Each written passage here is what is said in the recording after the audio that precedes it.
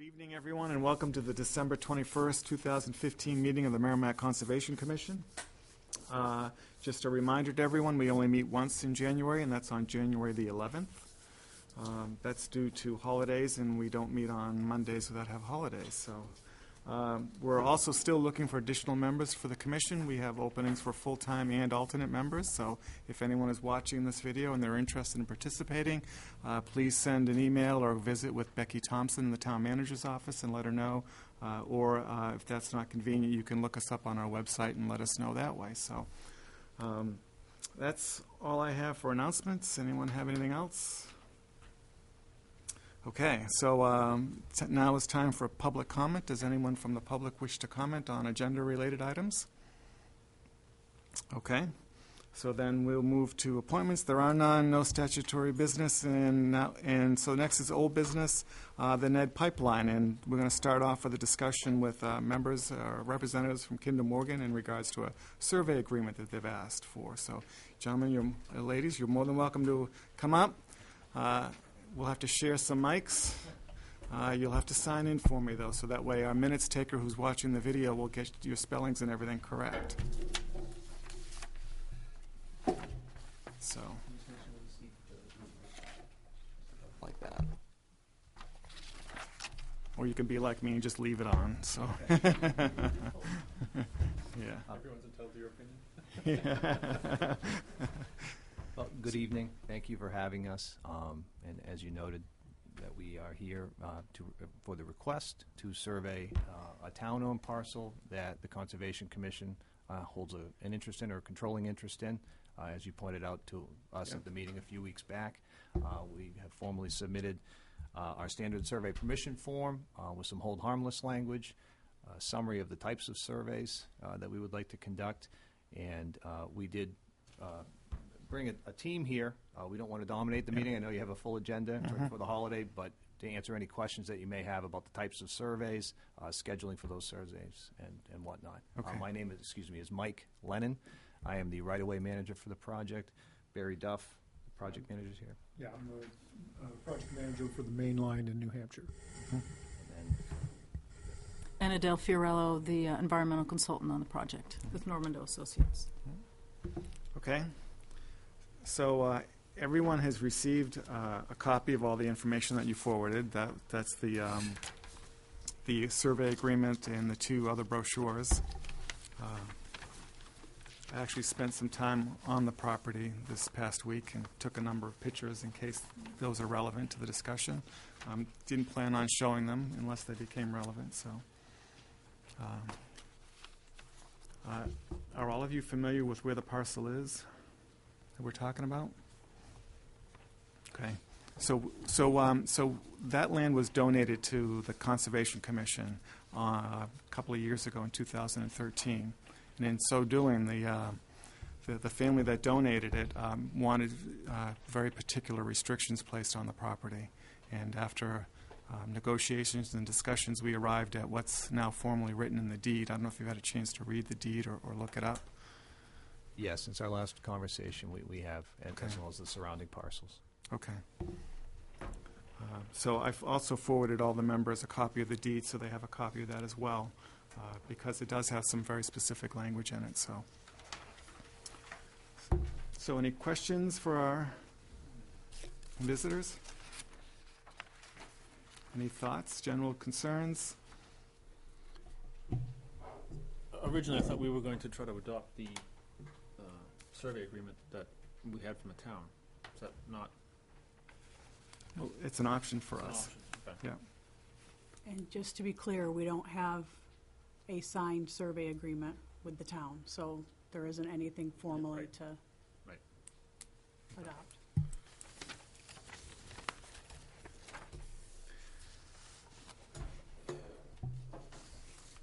I have a comment about, what's in the deed. Yep.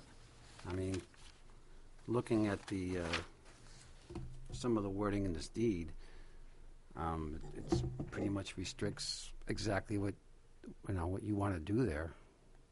It's telling us that, we can't put those kind of structures in there. So, I don't know how we're gonna proceed with this. I mean, we have to abide by this. This is, we're a body that is here to protect land like this, and the wording is right in there for us to, to protect that land and to stop any structures from going into it, built on it, through it. So it's our responsibility. And as noted, we have reviewed the deed and understand there are some layers that if and when we were to move forward with this route as filed with FERC, that there would be layers to go through for acquisition of an easement. At this point in time, we are not making any request for an easement. This is specific to survey activity to explore the viability on that site or the potential of any co-location along that route through Continental Boulevard. Environmental studies would extend onto the property itself. And so I did not note any language in the deed specific to or preventing of survey activities. I know ultimately what you're saying is Right, but acquisition. these survey activities are for a purpose, and those purpose, the end result of the survey activity is restricted in the deed. I have a question, Tim. Yep. Regarding the Attorney General, Department of Justice, October 9th, 2015 letter to the FERC. It's a FERC, yeah. We talked about charitable trusts and the responsibilities that, and from everything that I've read, in my opinion, this falls into that category, that this is a charitable trust, that we are responsible for this piece of property based on the deed and the intentions of the donor. So I went through all the different types of, it's a pretty comprehensive document, pretty detailed about the different types of amendments if we wanted to amend the deed so that this type of activity could be allowed. And they went through the different risks and all the different processes. And if I'm interpreting this incorrectly, let me know. But under the definitions, it would appear to me that this would be considered a high-risk amendment. Did the rest of you agree with that? And in order to do that, I mean, there's significant, you talk about layers, I guess that's a nice way to put it. There'd be a lot of hoops that you guys would have to jump through, and we would have to jump through as well if that was even our intention to go forward with something like that. And then the Attorney General has the review, and it says, basically according to this language, that rarely, if ever, do they grant these types of amendments. So I think the precedent in the law is there, and the survey in and of itself, to me, is no different than allowing you to construct this pipeline on this property. So I don't know why we would allow you permission to survey when we have no intention of allowing you voluntarily. I personally don't intend to allow you voluntarily to install a pipeline on this property. So that's my take on it. But this, I don't know if you guys have had an opportunity to read this. I think it's pretty black and white. Yeah, it's So if someone disagrees with my interpretation of it, by all means, let me know. Oh, I agree. And I was actually going to ask if anyone has contacted the Charitable Trust Unit, as New Hampshire Charitable Trust Unit, as they stated in their letter, to let them know about parcels like ours that have the restrictions on there. I'm guessing no. Blank faces. No, it's we are right now finishing up our complete title work. We've done it for most of the route, but as you know, there have been several changes in Merrimack over the past a few weeks and months. Yeah. So that complete title package is not done at this point in time. It will be shortly, and at that point in time, all the appropriate agencies will receive copies. So, Okay, that's good. But no, I agree that our duty, and even in the letter, talks about our fiduciary duty to the land. And I think at some point, if we wanted to change our mind, we could allow surveying. But at this point, I would vote to deny survey access.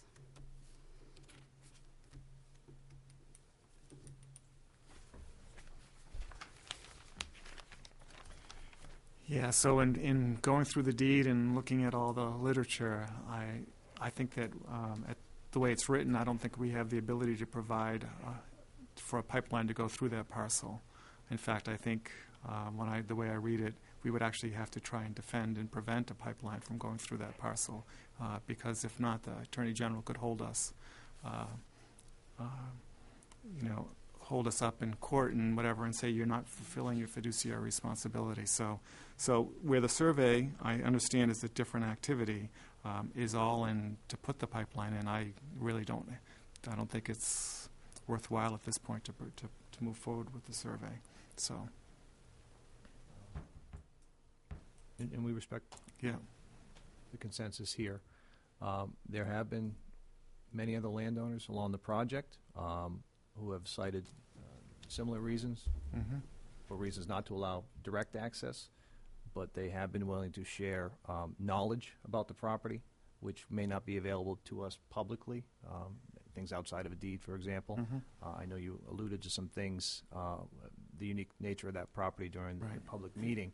I would then ask if full access to the property is not granted to our survey crews, if there are features on that parcel,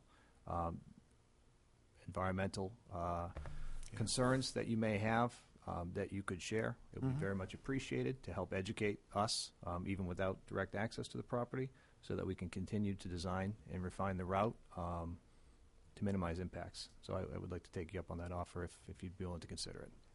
Yeah, so most of in fact, the entire border of the property is fenced. So that way, if you're on Continental Boulevard and you want to actually enter the property, you'd have to go over a fence. There's no breaks in the fence. State put most of that in when they did Continental Boulevard. So what you'll note, and what you'll probably be able to find in the plans for Continental Boulevard, is there is a number of culverts. There's two of them that go under Continental Boulevard and drain into our parcel.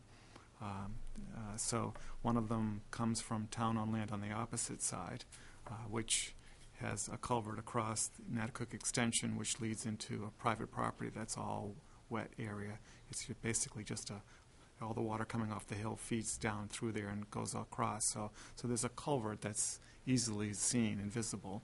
That would be to the west of where Natticook Road dumps into Continental Boulevard. So that'd be closer to Pennachuck Square, all the buildings. It's pretty obvious. You can see it. There's also a much smaller one that's further east that you can see draining in. I'm not quite sure where that culvert starts, but it certainly is water draining in. So when you look at our town GIS, it shows, when you turn on topographic features, it shows all the signatures for water on it. And that's really what it is. It's mostly standing water all the time. The only dry land is a few patches where there's been enough vegetation to create a spot like little islands that you could hopefully jump to when the water levels are a little lower, like they are right now or probably a month ago. But most of the time, it's all water all the time. It has all the classic vegetation for a wetland, a lot of cat nine tails and stuff like that too. It was noted by the owners of the property, and you could find it in our minutes if you really wanted to, but there's quite a bird population on the property, and we haven't actually spoken to anyone with Audubon or have anyone do a bird study on it, but there's quite a few of them, and you can still see some of them, but most of them have migrated away. So back, when the spring comes, they all come back in again, but you can hear them calling, you can see them moving around. They particularly like that area because of the vegetation, the variety of critters that are on there, from the very teeny, the insects and larvae all the way up bigger than that. But they're also very protected there. It's not like they have to worry about cats and coyotes getting to them because they'd have to go through water and stuff like that to get to them. So it's kind of an ideal birding area or nesting area for a lot of birds. So.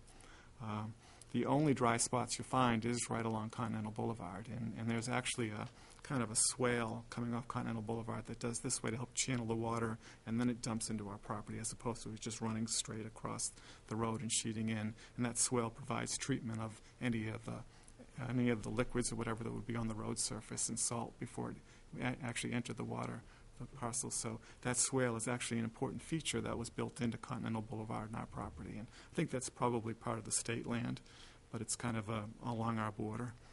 So those are unique characteristics of the property. But it's wet all the time.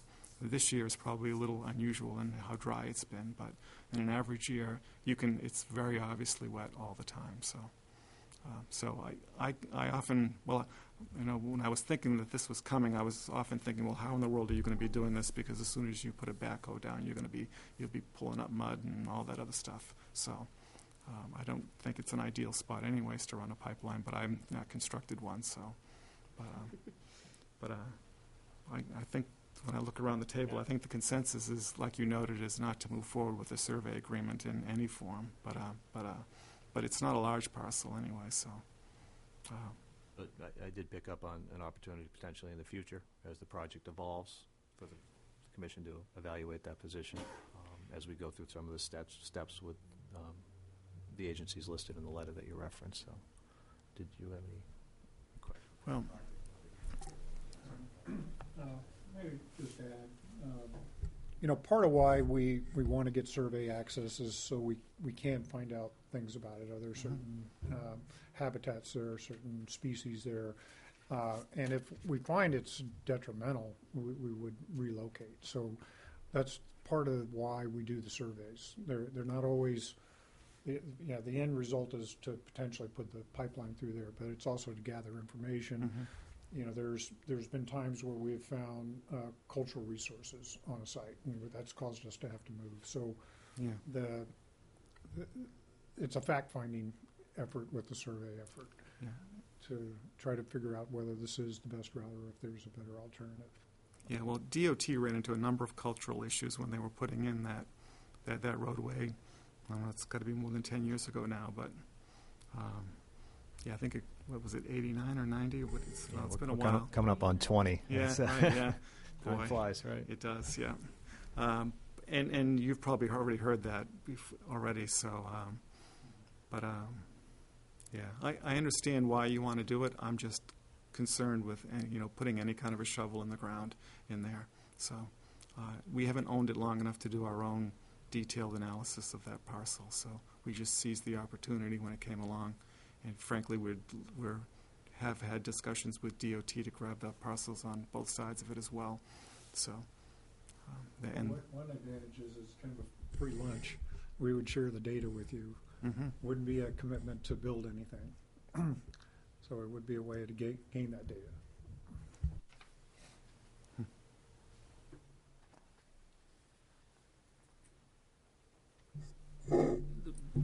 Visibly walking that property and getting a visible assessment of it, I don't, like all the rest of our properties, I want people on it, and the data we want.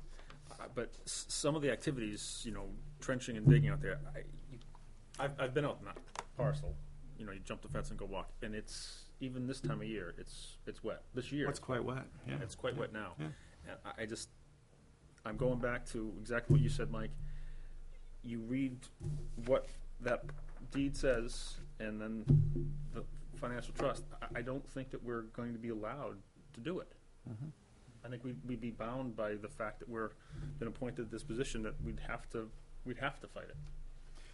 Yeah, well, And simply for that the first step is, the survey agreement. I'm like, I think it kind of by default takes it off the table for me.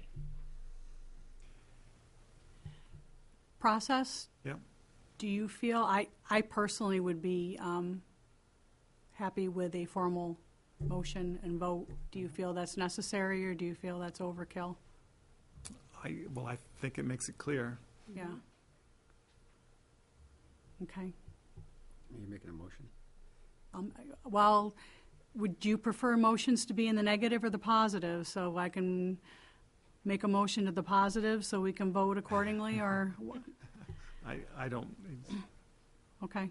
Well, then I'd like to make a motion that we deny permission to Kinder Morgan Tennessee Gas Pipeline to survey this town parcel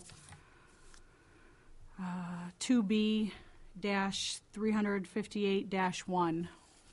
is there a second to the motion? Second. Any further discussion on the motion? Only that I actually have a form we could fill out tonight and sign and hand over to them denying permission. So if we want to. About I that. haven't reviewed the language, so. Is that a generic form? Yes. But we can discuss, I mean. We can follow that up after, because no one's had a Okay. chance to review that form, so. Right, Yeah. okay. So, All right, call the question. All those in favor of denying survey access to our parcel signify by saying aye. Aye. Aye. Opposed, abstained, that passes 600. So, and we would just ask if you could please let any contractors know that they do not have permission to be on there. I drive by there many times, and I don't want to have to call the police. So, just knowing the history. I can assure you, we won't have any contractors on that parcel or any other parcel without direct permission from the landowner. Thank you. great, thank you. Thanks.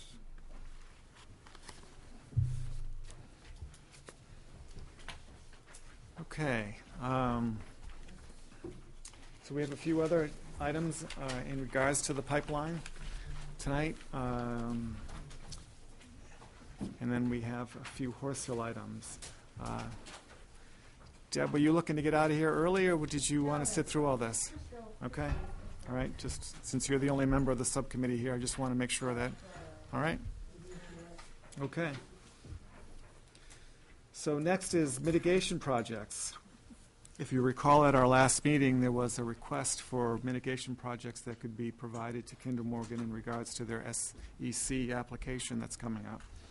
So, what I wanted to do tonight was to see if there were any potential projects or anything that anyone was thinking about, anything that we want to do some more research on.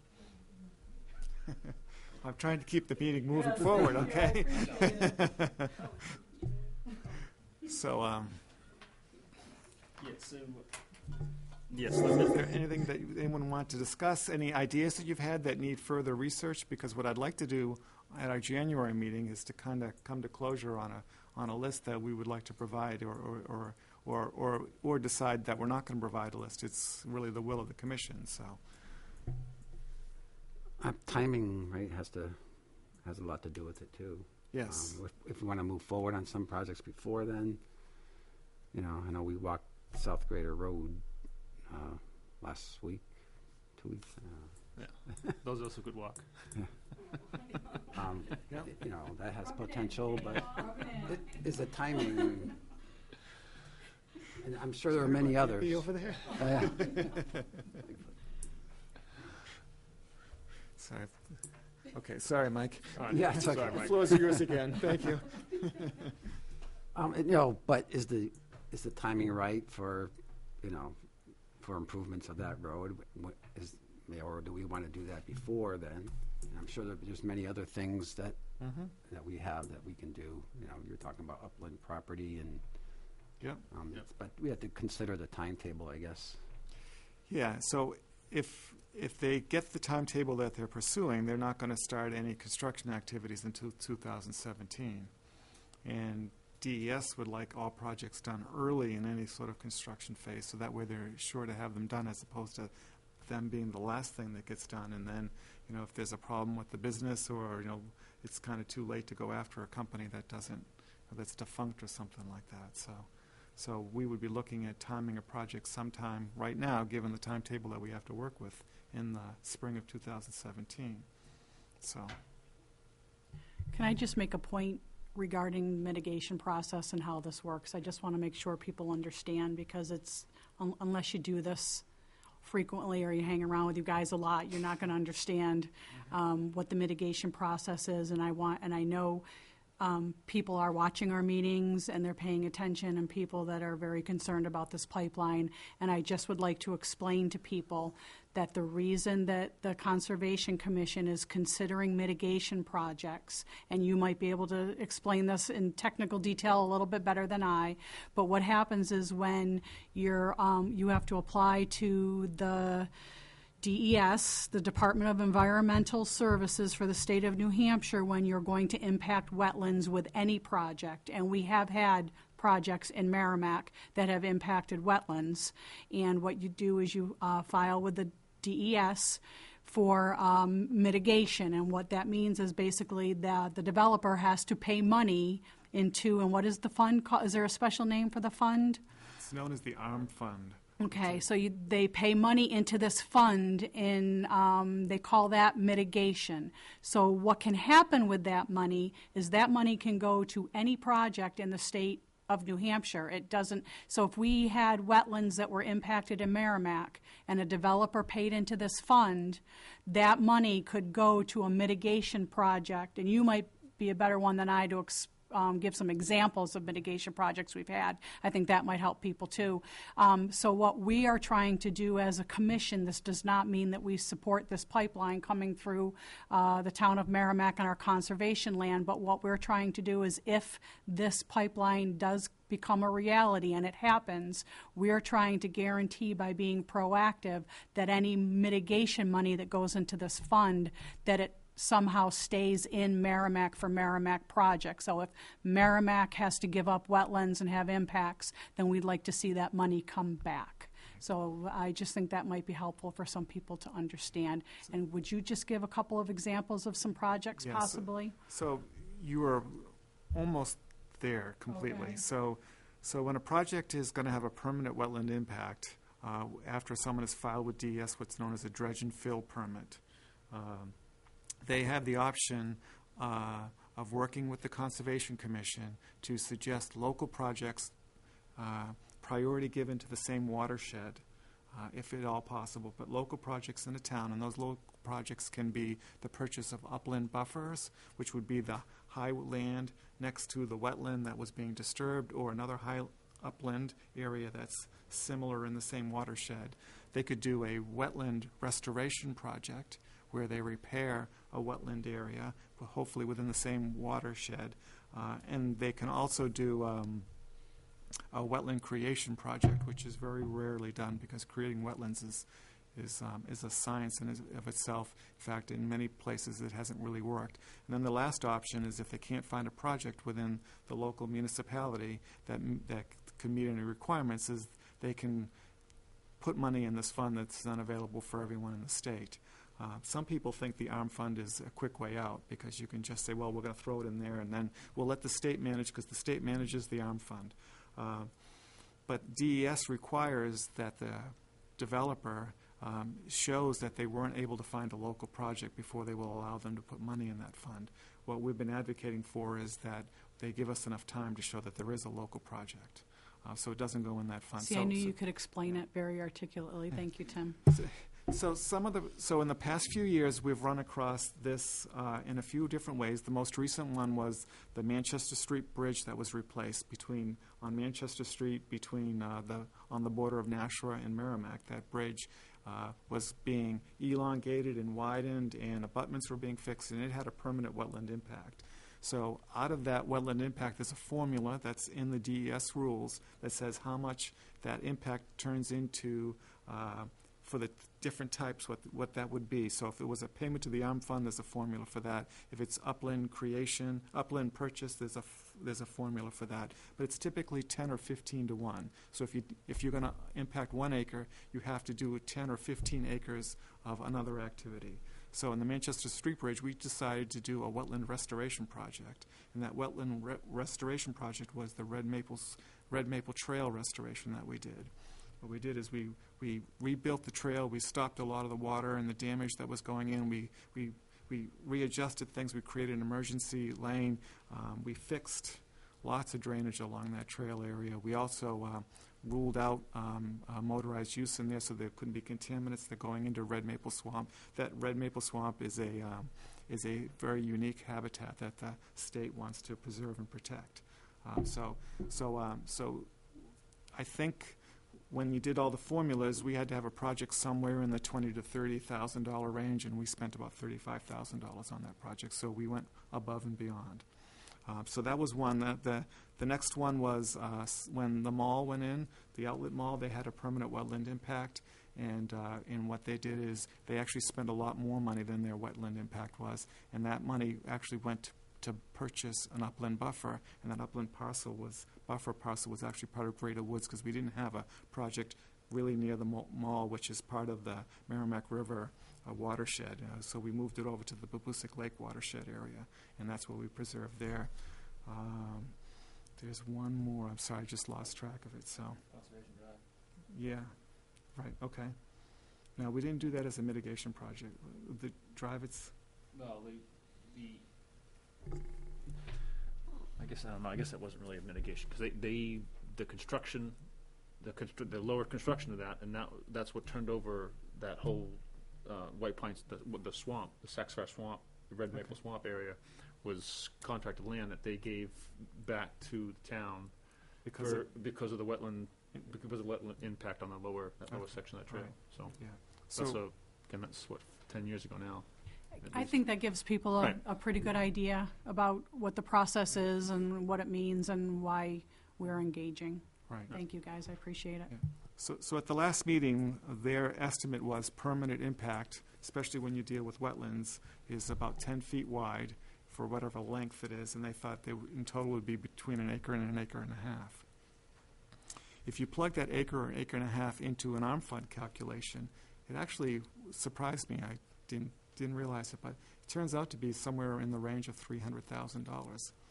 Because they have to pay a penalty as well when you use the ARM fund because they didn't do a local project. And the penalty DES uses for administrative costs to divvy the money back out again. So we're talking something that could equate to a few dollars, which would allow us to purchase a reasonable parcel. Yep. Or would allow us to have a project size to accomplish something of consequence, which if we're using... If we're going to have the pipeline and their money that they're going to provide is of a sizable amount, it will allow us to retain more money in our own fund to do other things that we want to do, such as further land purchases that would fall outside of this. So I'm going to get shot for saying this, but it's not really a windfall, but it's nice that the way it's set up is it allows us to protect further land, and it's scaled up so we're protecting a lot more than what the actual damage was. So with that in mind, there are some projects that we could be thinking about, or land purchases of things that we want to discuss in open, because not all land purchases that are far enough along that we want to have this discussion in public, just for the sake of the folks involved. And the way the right to know law is written, we can do that. So, as well as our own position too, because we'd want to negotiate an appropriate price for the taxpayers. So. As far as land purchases go, I think we might be tied to a private discussion. Yeah. Yeah, I agree. Yep. So, But I guess there are some Yeah, on Yes. the radar. there are, absolutely. the timing looks good. We've been very clear that we have, conservation focus areas in town, one around Horse Hill, one around Greater Woods, and then along the river watersheds where we're actively looking for purchasing parcels. And all because of their unique characteristics, I think all those parcels would fall in. We could make a case for. So if we were, to me, a sizable amount of money like that, I think purchase of land would be a good use for it. If we were to consider the purchase of a piece of land as a mitigation project, how far along in the process, I mean, do we have to actually be in negotiations, ready to sign the paper? How does that work? Because, I mean, if this hopefully doesn't go through this pipeline, then we won't get the money. So I'm just wondering how that works if you're in negotiations for land purchase and then this mitigation money doesn't come through, which honestly I'm hoping it doesn't. Right. But Right. I just want to know how it works. So when my recollection of the Greater Woods parcel, and I wasn't on the commission directly at that point, or maybe I was on the council and whatever, but it had to be all the way to purchase and sales agreement. When DES, our purchase and sales agreement, DES was involved in before the purchase and sales was signed to say, yes, if you get a purchase and sales with these sort of covenants in the deed, we would be interested in having that parcel cover that. And they would do a value check on the land. They would make sure that they believe it had the appropriate value in dollars as well as conservation reasons, because they've got a set of rules or criteria it has to fall under. So would we have to be prepared to purchase it with the money that we have in our funds, or is that something that we could walk away So- from, So with the Greater Woods parcel, what was done is that the outlet malls purchased the parcel from the private landowner, and immediately, the agreement was that they would immediately donate it to the Conservation Commission. So within days or hours, the land changed hands twice. So the mall did the purchase and sales with the private landowner, and then we also had a purchase and sales with them to acquire the land once they had ownership of it.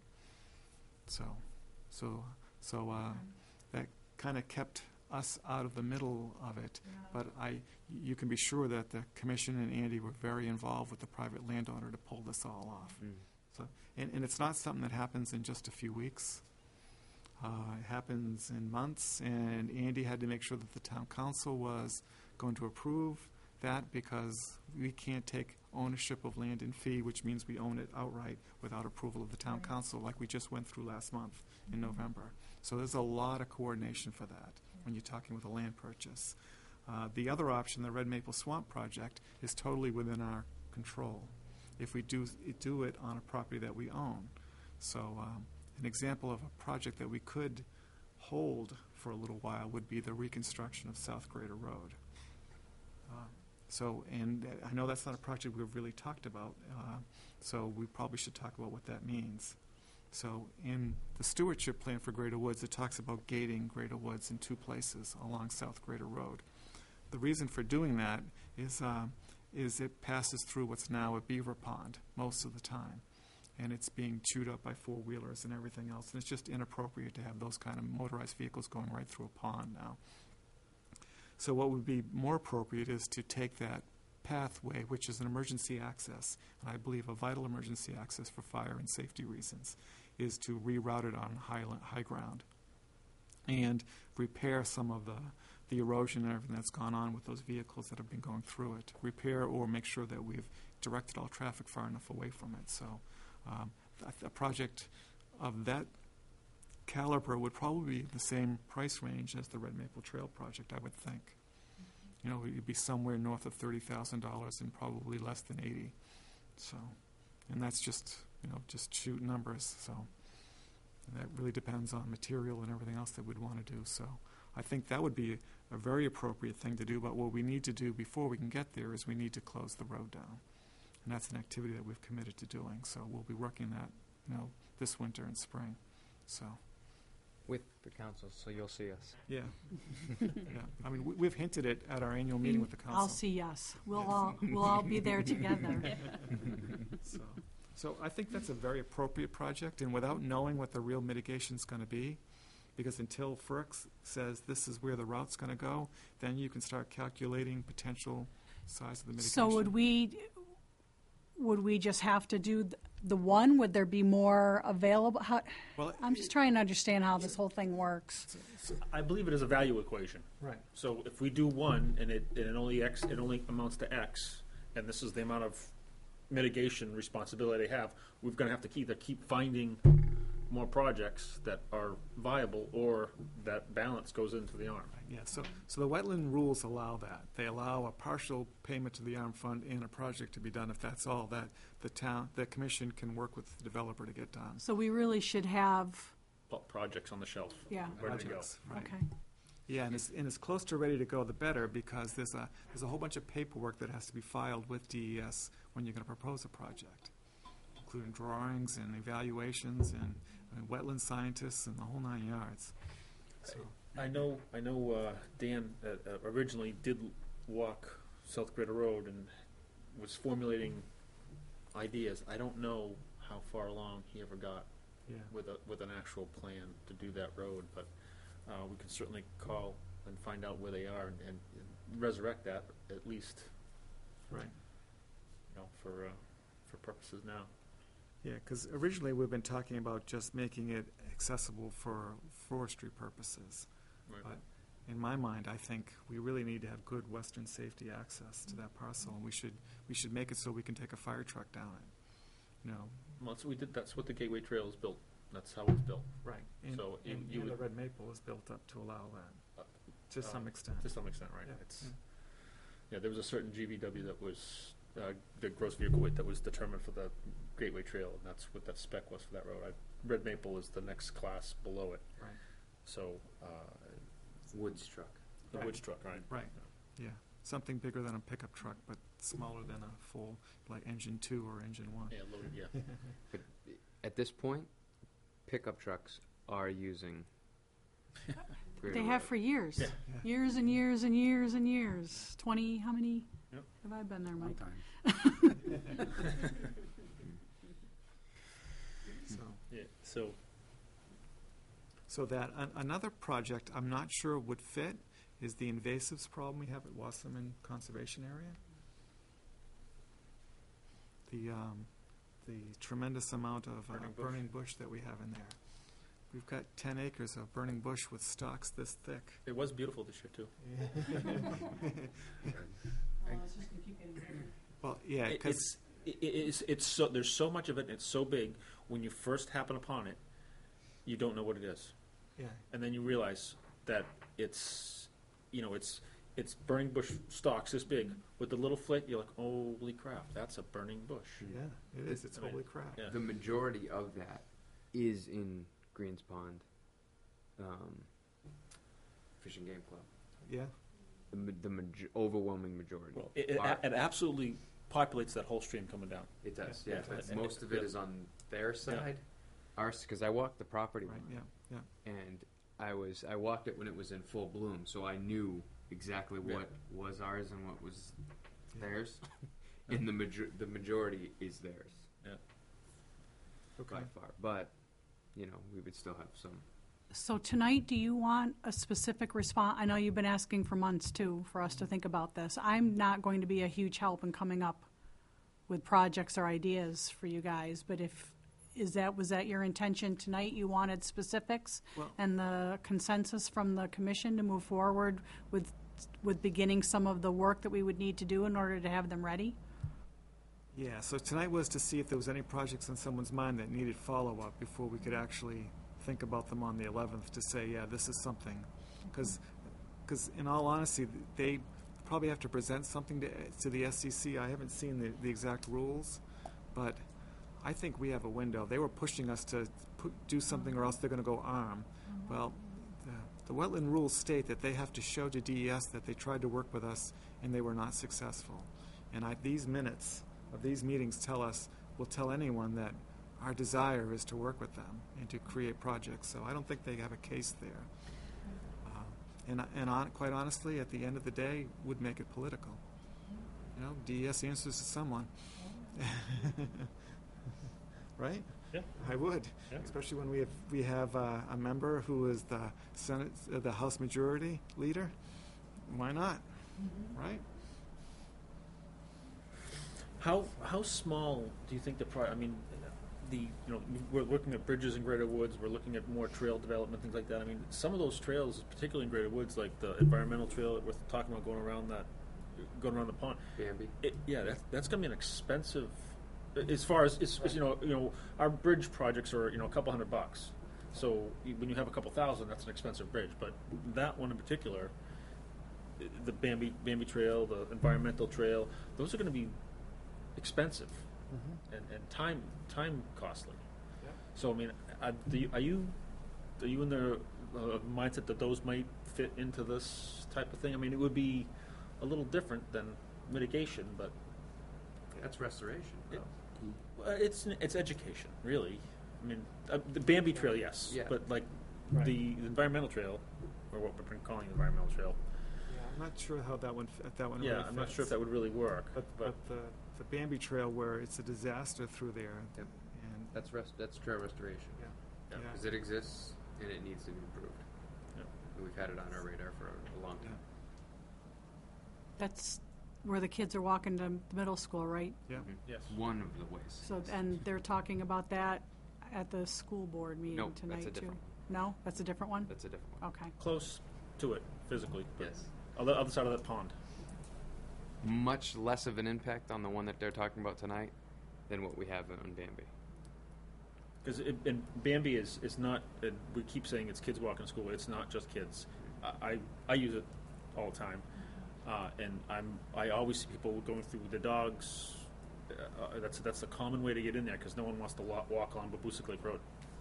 You can get in the neighborhood and walk through there, and it's nice and easy. So, Yeah, anyone from his neighborhood and Mitchell Woods neighborhood and Yep. the neighborhood that's right there, so utilizes that, so, yeah. Yeah, it's, for a lot of kids, it's their way to school. So that's obviously another one, so I think at this point, what we need to do is just brainstorm some ideas. I'm hesitant to talk about a couple of land opportunities, because they're just not mature enough. well, So, I think you're kind of keeping that list for now. Are you the one Yeah, keeping the list? well, the two of us are kind of, Okay. yeah. Well, that's what I'm saying. So, I mean, the general topics, obviously, we can brainstorm that list if you guys, brainstorm, because that way you don't have to have a quorum. You can just do it. Yeah, because it's talking to owners as Right. well, so. And of course, we'd want to negotiate the best price. Yes. So the answer, if anybody is asking, is we have projects. Yeah. Right. Okay, does anyone have any other thoughts, any other ideas? Okay, so we'll talk about it again on the 11th.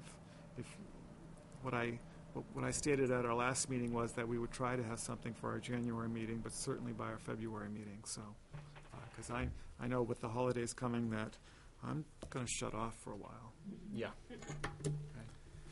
So, I got a few things I'm gonna do, but I've got some other things I wanna get to, so, and then pick it up again in the new year, so. Okay, so that takes care of that. Last item that I have for Ned, of course, if anyone has anything else, is intervenor status. The window is closing. We have to do it by January 6th if we're gonna do it. If we were going to use the town's attorney to do it, might be too late, don't know. I don't know specifically, I just know she had expressed concern to you about waiting any longer if you wanted to use her. The town actually just filed today. Yeah, so we can copy their words? Yeah, I printed you a copy. You can copy their work. Well, yeah, right. Can you give me the Word document? yeah, right. I could type it up into a Word document. They probably will. Find, replace. Yeah. Yeah. Between the town's document and MVD, I mean, we're going to have just about the same And school concerns. district, yeah. As those two boil down, we're going to be right in the middle there. So. So what I was wondering is if you would authorize me to draft a letter for the commission to intervene, basically stating two items of particular, and I can state more, but I think two of them are all that's necessary. One is the proposed route goes right through one of our parcels, which makes us extremely interested in what's going on. Yep. And the other one is that by RSA 36-A, we're responsible for the water resources in our town. And this darn pipeline is scheduled to go right through important water resources in our town. And you could probably find 5 or 6 more other items, but those two items, Are I the think, are heavy hitters. key. Yep. Heavy hitters, which says that we should be filing for intervenor status. Yep. And I can draft the words. Do we Make need a sure that I motion? cite the right rules. Yeah. Do we need a motion for that, or we're just going to say yes? I would prefer you did that, yeah. Anyone? I'm I'm going to make a motion to designate you as the letter writer for the motion to intervene on our behalf. I'll second that. All right, any further discussion? Any other things you want me to include? I don't think you need to include, I mean, all you need is one thing, really. Right. Yeah. Yeah.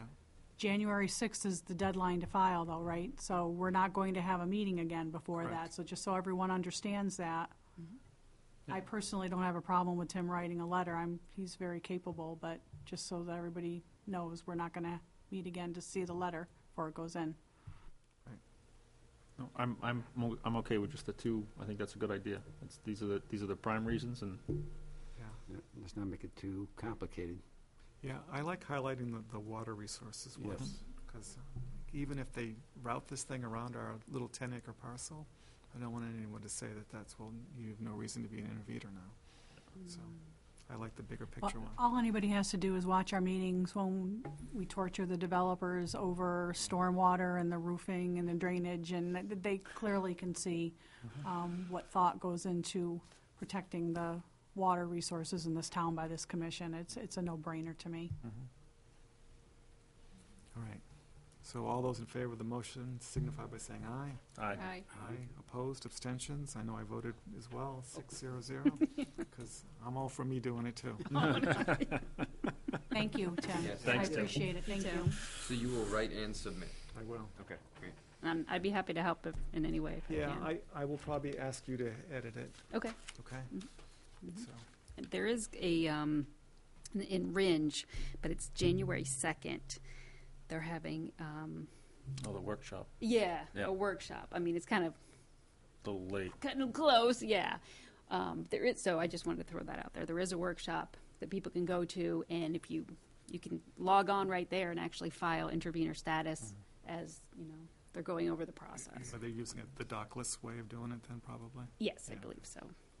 I think it's pretty straightforward, Yeah, so that's why I volunteered. okay. So. Okay, anything else on the pipeline for tonight? So a couple of updates from Yeah, that'd be great, because you town did council. have a meeting last Yes, we week. did, and we did, as Cindy pointed out, unanimously voted to file a motion to intervene. The letter's available for everybody to see. The other topic of discussion, I don't know if any of you caught the meeting, was there was discussion regarding a right-of-way permit that Kinder Morgan brought forward to, trying to think, it went through so many different hands. It went through DPW, and then it went to the town manager, and then the town manager asked the town council to weigh in on it. Basically, they, and I've got the words here from John Prue, the land acquisition gentleman who sat here but didn't speak. He had a phone conversation with Eileen, and he had indicated that he just wanted to take pictures over the telephone, is what he told her. I've got a copy of the right-of-way permit that they filed in case anybody's interested in seeing it. But our DPW gentleman, I had so much paperwork, I tried to pull it all out here for you guys. But basically, based on RSA, they need to tell us where they're going to do the work and exactly the details on the scope of work. What they submitted was very, very general in nature, so you really have no idea where in the right-of-way they're going to work and what exactly they're going to work. So I believe it was, is it Jeff Strong in DPW? I don't know. Jim's, Sorry. anyway. He basically said that as it was submitted, he could not accept it, and so it was sent back to Kinder Morgan. There's a whole lot of discussion about the survey agreement, and we haven't got a signed survey agreement, but according to our town attorney, you don't have to have a survey agreement for a right-of-way permit, but you do have to have a complete right-of-way permit in order to grant them permission. So that was the... We don't feel it's complete? Oh, it's definitely not Yeah, complete. okay.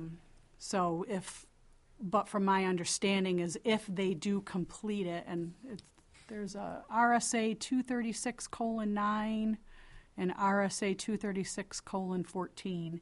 If they do complete it, I am advised that they have legal rights to do the work that they say they're going to do in the permit.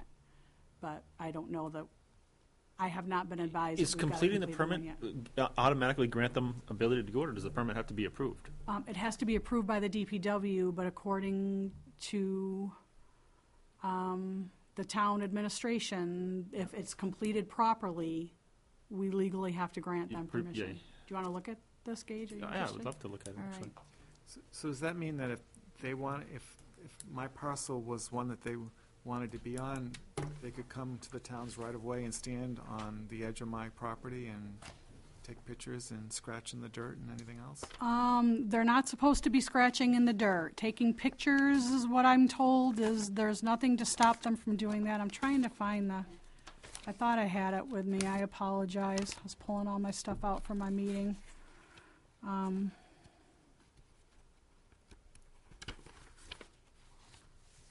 Yeah, that's a good question, Tim. I don't know. It's a good question.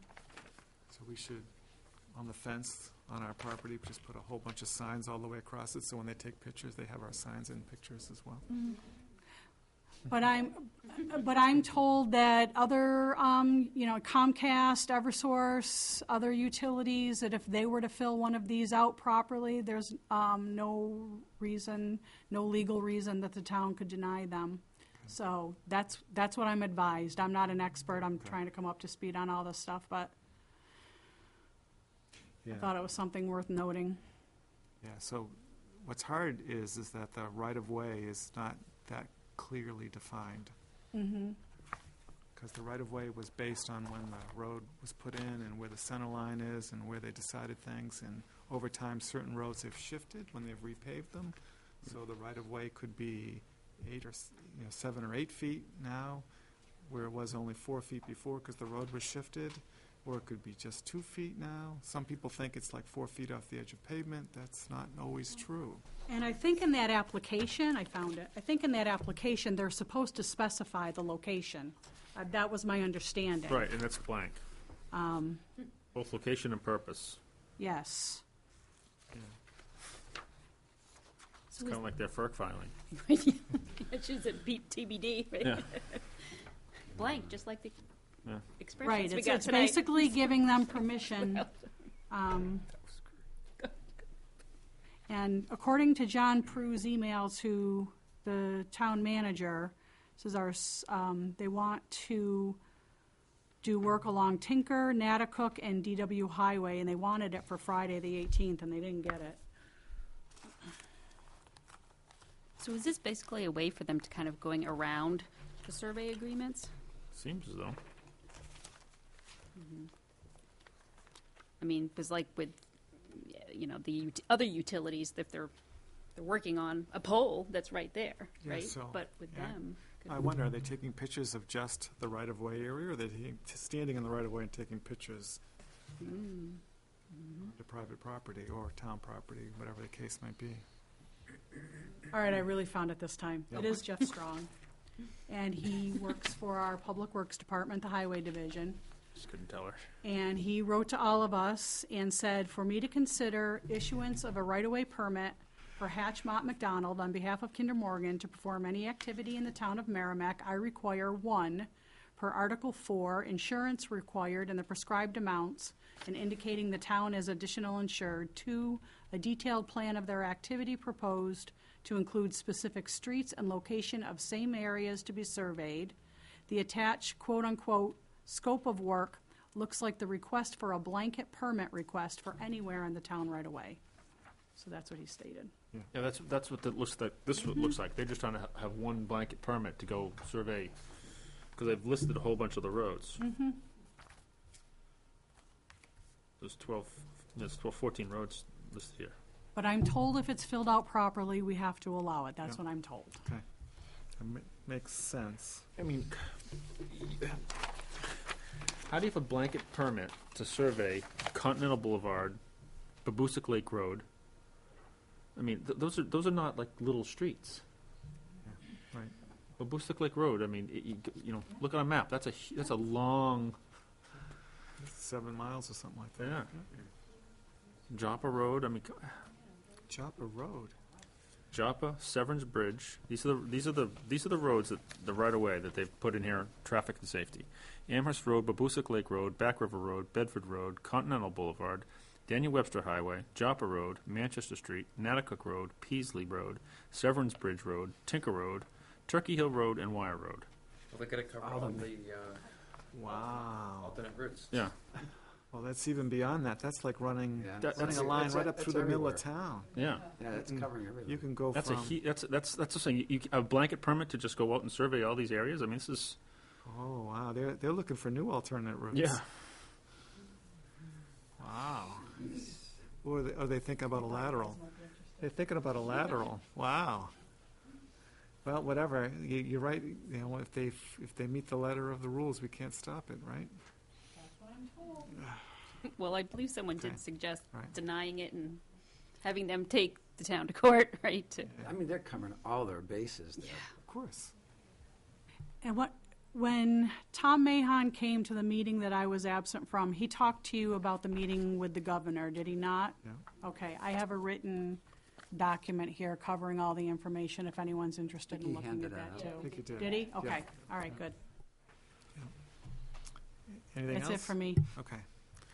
Anyone have anything else for Ned? Well, the lawyer that I was hoping to Right. bring to the discussion has pretty much fallen through. So I will be out, and I haven't heard back. I'd sent out a bunch of feelers, and I haven't heard back from people. I think everybody's just really busy, to see if there were more. So the one that was recommended to us, did they have a conflict? Oh, you mean that was recommended by Yeah, Joe? But yes, they have a conflict? yes, yeah. Sorry. Yep. Fortunately. Yeah, and I brought that up to Joanna, and I asked her if she had anyone else in mind, and she said no one beyond the ones that Cindy had already identified. So, and then she did weigh in on one of Cindy's recommendations and said that person would be well qualified. So Oh, okay. I thought I forwarded that back to you. Oh, Did I not? I don't think so. All right, sorry. Okay. Yeah, okay. Sorry, just so much going on. Oh, well, you might have. I might have just missed it. Yeah. So I'll have to look. Thank you, Cindy, for doing all that, Yes. too. So I'm still looking, and we'll be contacting some more, and intend to come to our January 11th meeting. Well, Yeah. send out the information beforehand, but Okay. with some solid candidates. Right, that'd be good. On a side note, didn't we change? Didn't DPW change to PWD? Yeah. So how are we supposed to address them? Is it supposed to be PWD now? Public Works Department. Okay. It's in the town code. Why does it say DPW? It's all DPW. Everything says DPW, DPW. Officially, they're the Public Works Department. Yeah. But Unless there was another meeting to switch it back. So, I mean, that's their letterhead. yeah, they haven't updated it then, obviously. We'll bring that up with the new director when he gets put in place. We haven't announced a new Public Works director, have we? Okay. Have we? Okay. You would have to approve it anyway, so. Sorry, thank you, Jody. I'm told the pool of applicants is small. Yep. Well, if we don't have qualified, we shouldn't fill it. Just an opinion. Sorry. So, Why your mic's on? that's right. Horse Hill Nature Preserve parking lot expansion. Did you want to join us? You don't have to. You don't have to. It's up to you. No? Okay. I did send it out.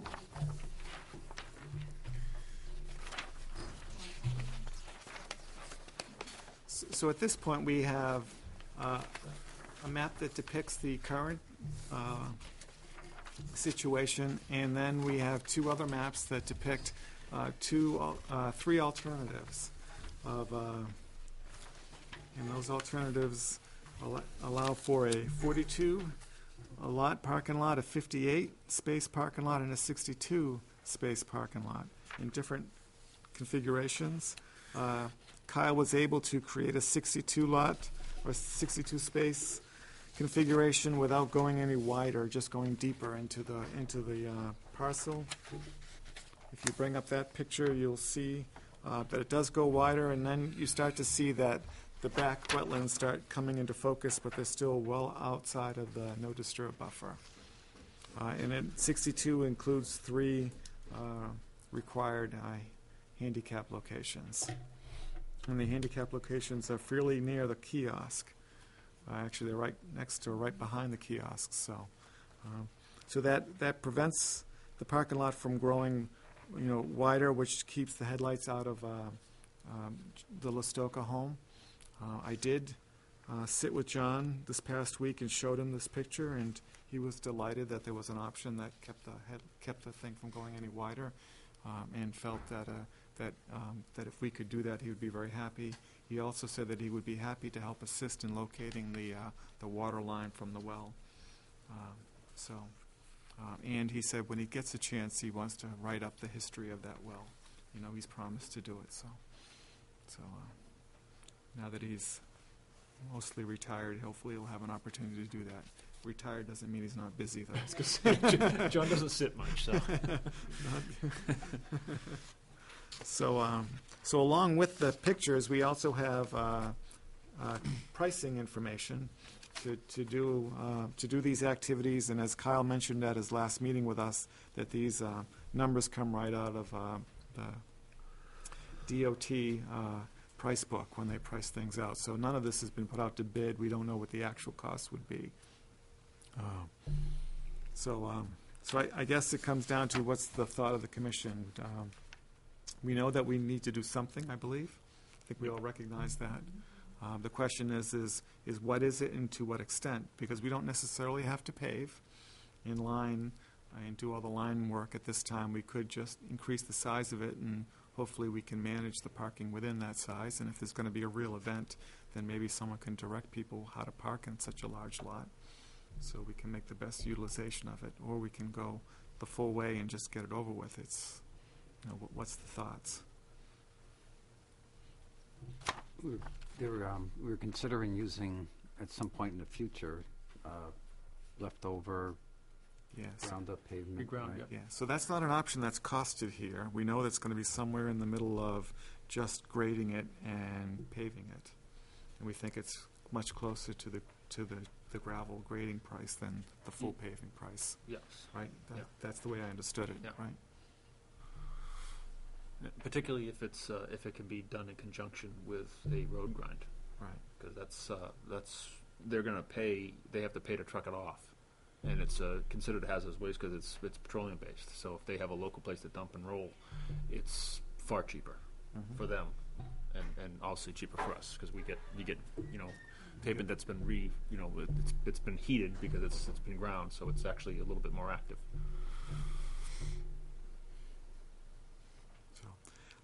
I guess I'll kind of state, my thought is I can't see spending six figures on a parking lot.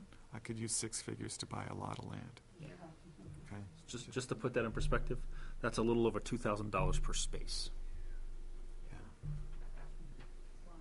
Yeah, Yeah. I've bought cars for less than that. They only take one space. And they only take one space. So, I applaud Kyle's effort on this. He did a great job. But the first one, the 42 space, just so everyone's looking at the same map. The first map that Kyle gave us with the yellow. If you look down there, we're cutting off like 16 spaces on the end there. And that's kind of where we had the problem. John, shining lights into the neighbor's yard. Yeah. That to me is, probably acceptable. It's the cheapest one. It would certainly, support a lot more activity. There's a lot of activity there. But at the last meeting, Matt brought up a great point. I think a lot of our problem here is people don't know that there's other places to park and get into this property. You go up to Natticook, that's a huge parking lot. I've never not been able to park there. There's other places to park, and maybe that's as simple as letting people know that on the kiosk that there's other places to go park, not just at this one lot. So is this the price for the 42 parking spaces? This is the price if we use the regrading. No, No, that's paved, so it would be less This if is we the Oh, price. This is the okay. price for 3 inches of real pavement. Okay. So that's $95 a square, So or a ton. I mean, sorry. potentially No, it it would can't be a be ton. less than, it would be this. It would be. We take this out. Yeah, It's the 63 cost- 63 somewhere between minus, Oh, okay, 26, basically, or maybe. okay. And that's without putting out to bid. We may get a better Oh, price. okay. Thanks. Okay. Thank you. Yeah, so it would be $36,910 without the pavement, without the pavement. and then you add back in what it would take to put the reground on it and stripe it. for 42 spaces, 2 handicap. So You know. you could be out of there for potentially less than $50,000. Yeah. I mean, again, That was my question. Do we have to do pavement? No. Okay. In fact, what they did down at the low lot on Wasserman Park is they used this reground and striped it. It's been there all summer. No issues. Held up great. And the reground, is that the crushed gravel on here? Is that what that is? So- it's not on here. It's not on here. Yeah, it would be, Okay. it would be in place of the paving, the Okay. 3 inches of paving. Okay. So And you have an idea what that costs compared to the paving? it's considerably cheaper. Okay. Yeah, but again, it's particularly when we can do it as part of an existing road grind. So if DPW or PWD has a road grind going and they're going to resurface a road, that's the time that you can get this at a very reasonable rate.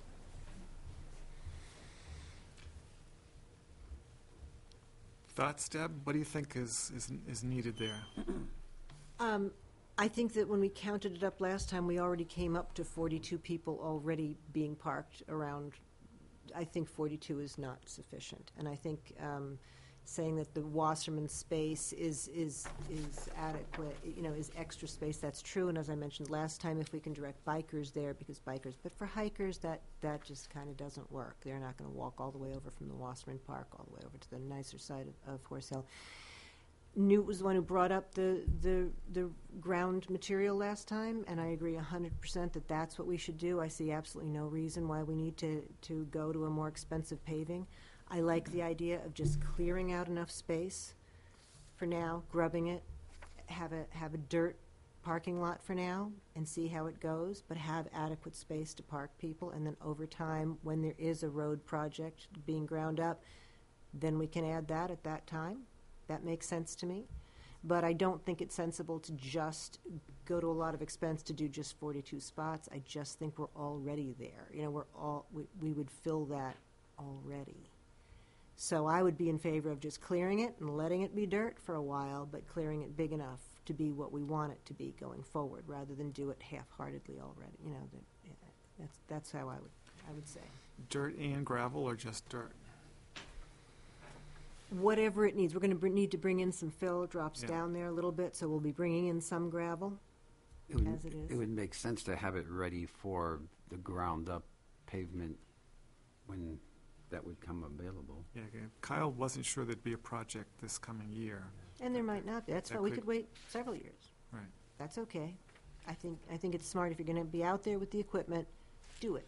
Just do it. Don't have the equipment come back in a few years to make it bigger. Just do it once, but leave it dirt. We don't need paving, and we don't need lines, and we don't need anything fancy. Let's just do it as inexpensively as we can, but leaving enough room. That makes sense. So the next cost that's most expensive is the gravel. So when you Yeah, look at and it. that's crushed gravel, 12 inches. Well, that's what you need if you're going under pavement. I think that's why he included so much gravel. 12 inches of gravel is because if you're going to pave, that's what you need. It'd be interesting to find out if under this repack stuff, do you also need that amount of gravel? Or can we get away with just having a little bit of gravel for now, just smoothing it out and making a dirt driveway, dirt parking lot for now? If we're ever going to do something else, then we can think about that cost. I don't think we need 12 inches of gravel right now. Yeah, if you were going to use that material, you'd want to have 12 inches. 12 So- inches is pretty standard. Even if you do a patio on your backyard, you're doing 12 inches of All right. material. So if that material becomes available at some point, I guess that's when we have to make that choice. If we were never going to pave it or have that material, we wouldn't need 12 inches of gravel. So why put it on right now? Let's just do it inexpensively right now, but give us enough room to park people out there on the dirt and a little gravel. Do we do any snow removal out there now? There's snow removal, yes. The town plows, yes. And we do lose some space to that when they Yeah. plow. I don't think they truck it out. No, it But the- piles up. They just The surface holds up. Oh, more. yeah. Yeah. Oh, yeah. The surface is fine. Newt goes out there and works on it with his equipment to keep it Yeah, well, in good shape. Brad Knight did a decent job putting it in the first time, so. Mhm. So I see no reason why it couldn't be very similar to what it is now, but just bigger.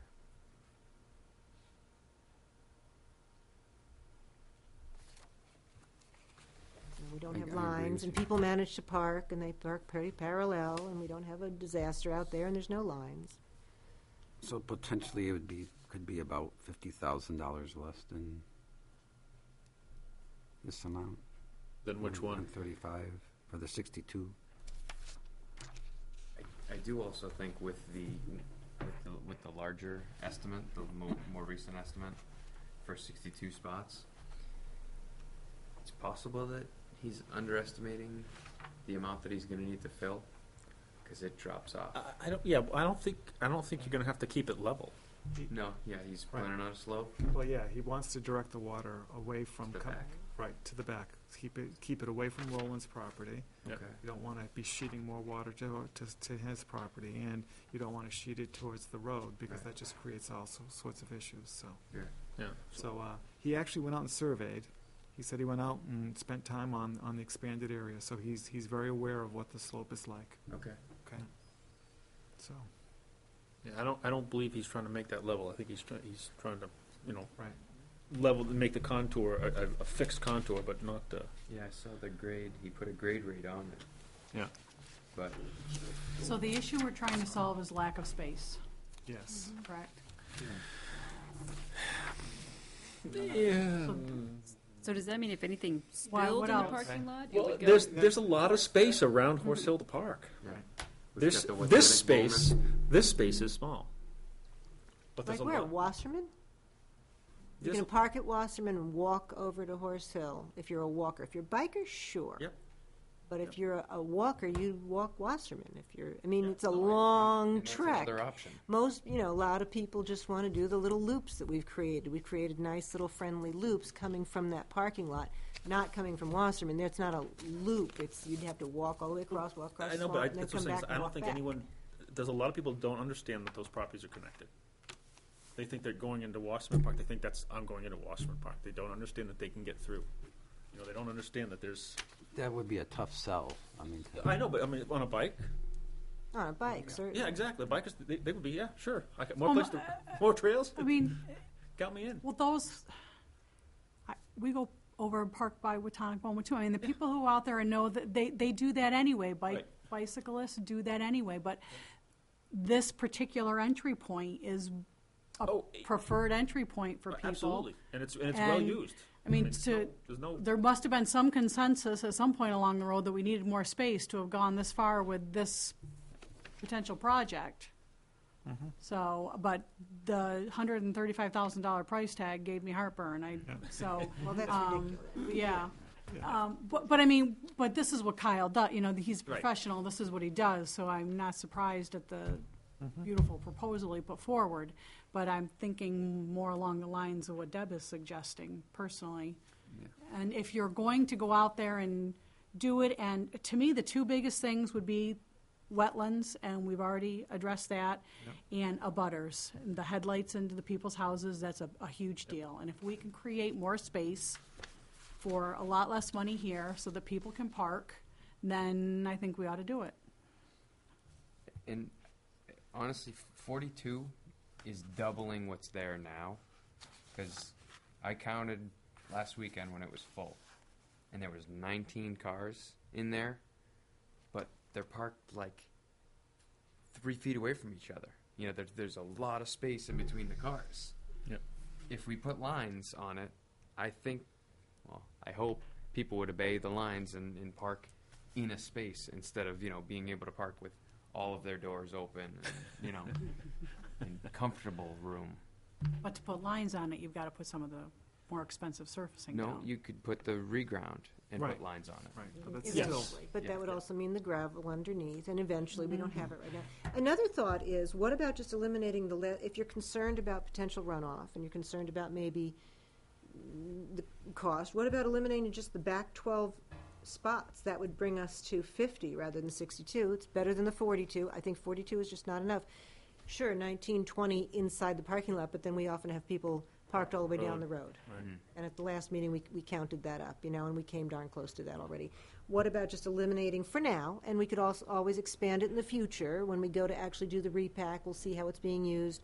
Those back 12, let's not do that much work. That would reduce some of the clearing and grubbing. right? has- Just sort of chop it off there. Has Roland seen this?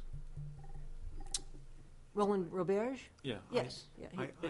But The bigger one.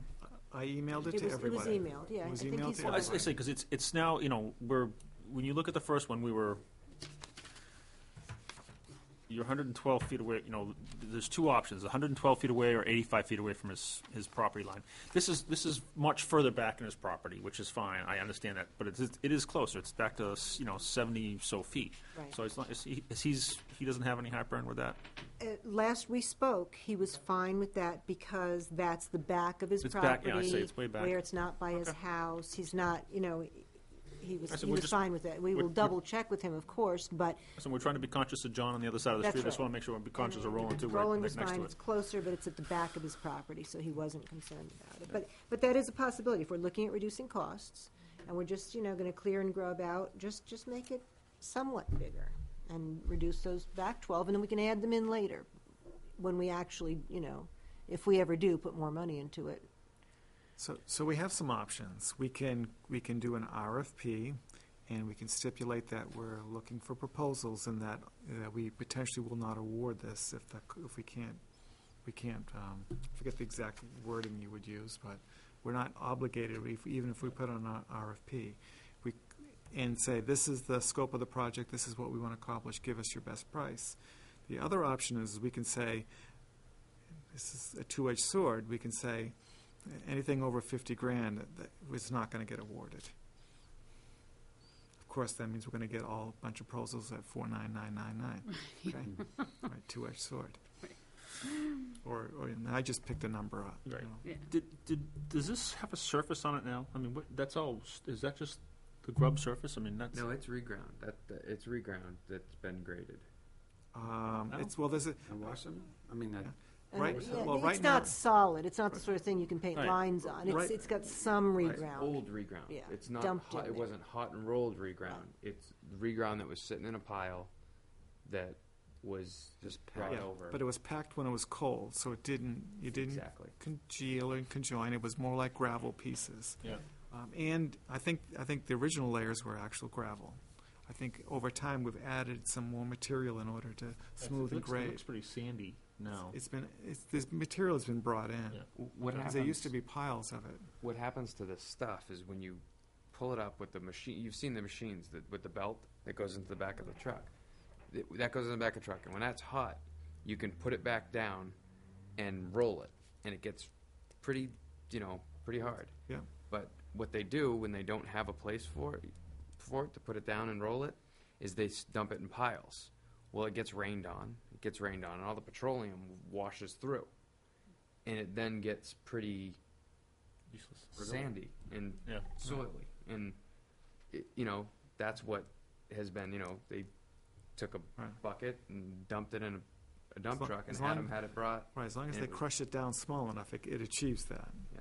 Not all the time. Sometimes you end up with bulk pieces that are much bigger, so. Interesting, even if we grub, even if it gets cleared and grubbed, the whole thing, you're still gonna have to get some surface down. You Because have to. Yeah, you right. can't just you can't just leave it as dirt. Right. It won't survive. Yep. You- Then A you rain, have somebody pull their truck a on it rainstorm or and whatever, sink. so it's gonna, we're gonna have to put something on it. It's gonna have to be some gravel and something on there. You could do the 62 spaces for 53,000 without, I would imagine you could do it much cheaper than that, right? Than Right. 35, yeah. without the pavement and without some of the other pieces, you can do it. You can get the number down And again, if you needed to get the number down, I think it would be okay to eliminate those back 12 spots if you had to, and we'd still be at 50, which is still better than 42, so we could do the RFP for two different sizes, possibly. you know, if we thought it was gonna and we'll come in make too the decision expensive. based on cost. Right, Yeah. and that would be great. 50 spots might be just fine, Yeah. possibly. So do we want to entertain putting an RFP out and not include pavement? See what we get? Make it clear to whoever's bidding that we might not do the project. And they can watch the meeting, obviously, but. yeah. You need someone to make a motion, or Yeah. can we just do that? Yeah, because if we're gonna commit to an RFP, then we're gonna get things going. Kyle's gonna do real work to help us put it together. Paul McCallie will get involved. So what really I'd like to know is that we're committed to doing something unless the cost is exorbitant. Say that right? Paige and I already made motions, so somebody else is I'll make a motion to put a RFP, is that it? Yeah. Out for Horse Hill's parking lot. Yeah. Are we not to exceed a certain price? Nope, don't have to do Leave that it at this point. All right. Oh, okay. In fact, you don't want to do that at this point, because that just tells everyone who's watching the meeting what the number is. Oh, but for two different sizes. That's Yeah, what, two different sizes. Okay, I second. all right. Dimensions to stay within the width that we already have, but can go deeper. Yeah. Yes. Okay.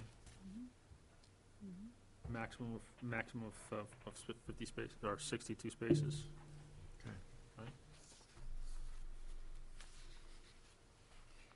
Any further discussion on the motion? All right, all those in favor signify by saying aye. Aye. Opposed, abstained, that passes 6-0-0. All right. Odds are we're only gonna get one bidder. Okay, just don't be overwhelmed by that, oh, okay? really? Okay. Just- You might get two. So, Yeah, just, down to there. Yeah. yeah, there's one company that does a lot of business in town that does this kind of stuff. Yeah. And even if there is another bidder, they tend to be the low bidder. So, Yeah, is that the, That's in charge, yeah, down yeah. to, I don't have it with me, but thank you, I did. They yeah, said- okay, yeah. Yeah, so, not so bad, huh? not as bad.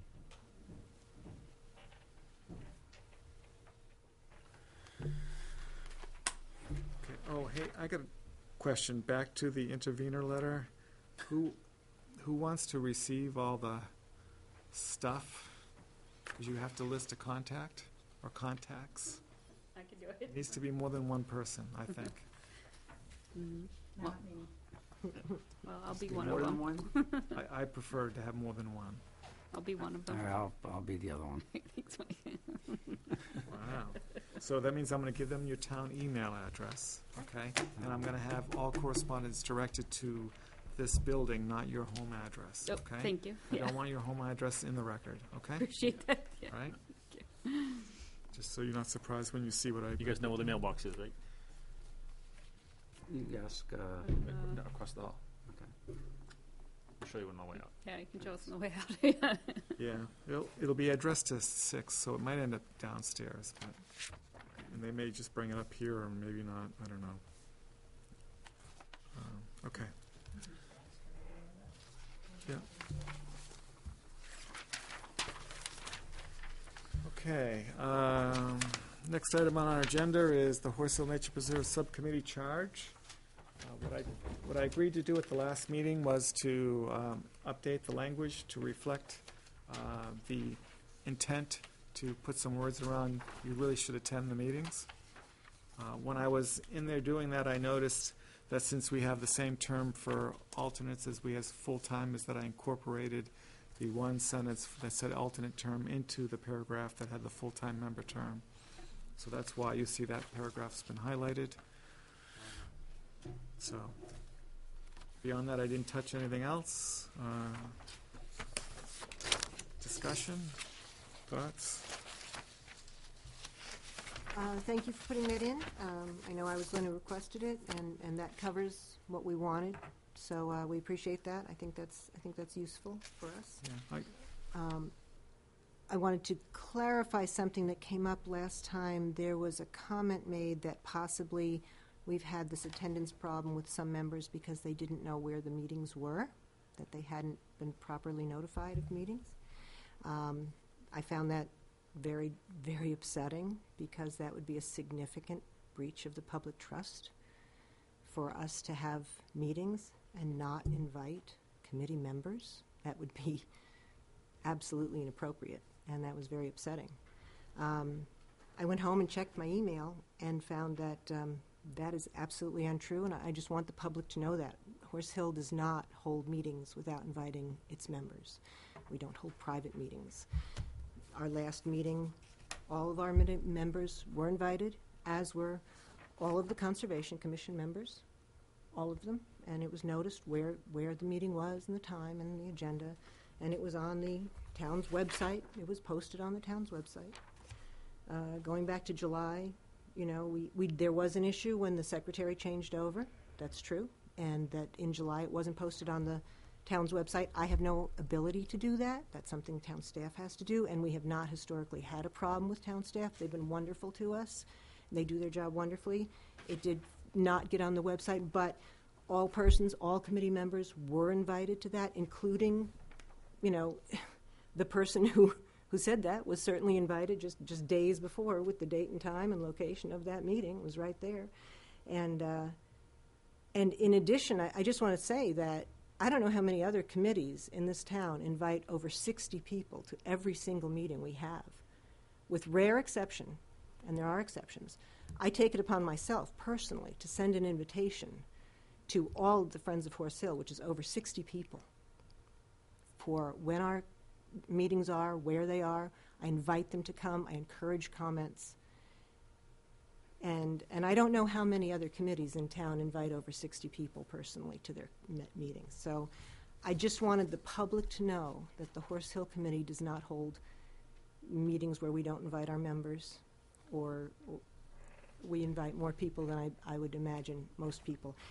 Since the Conservation Commission is included on our agendas, what I heard last time was that you have a calendar of some sort. I have no access to that, but if you would like to, you're given notice of all of our meetings. So if you want to post it, that's great. I mean, the more posting, the better. For the most part, it's usually always on the town website, and people get agendas, and everybody gets invited. And I just want the public to know that. I was personally very upset at the idea that we were holding secret meetings or not advising people.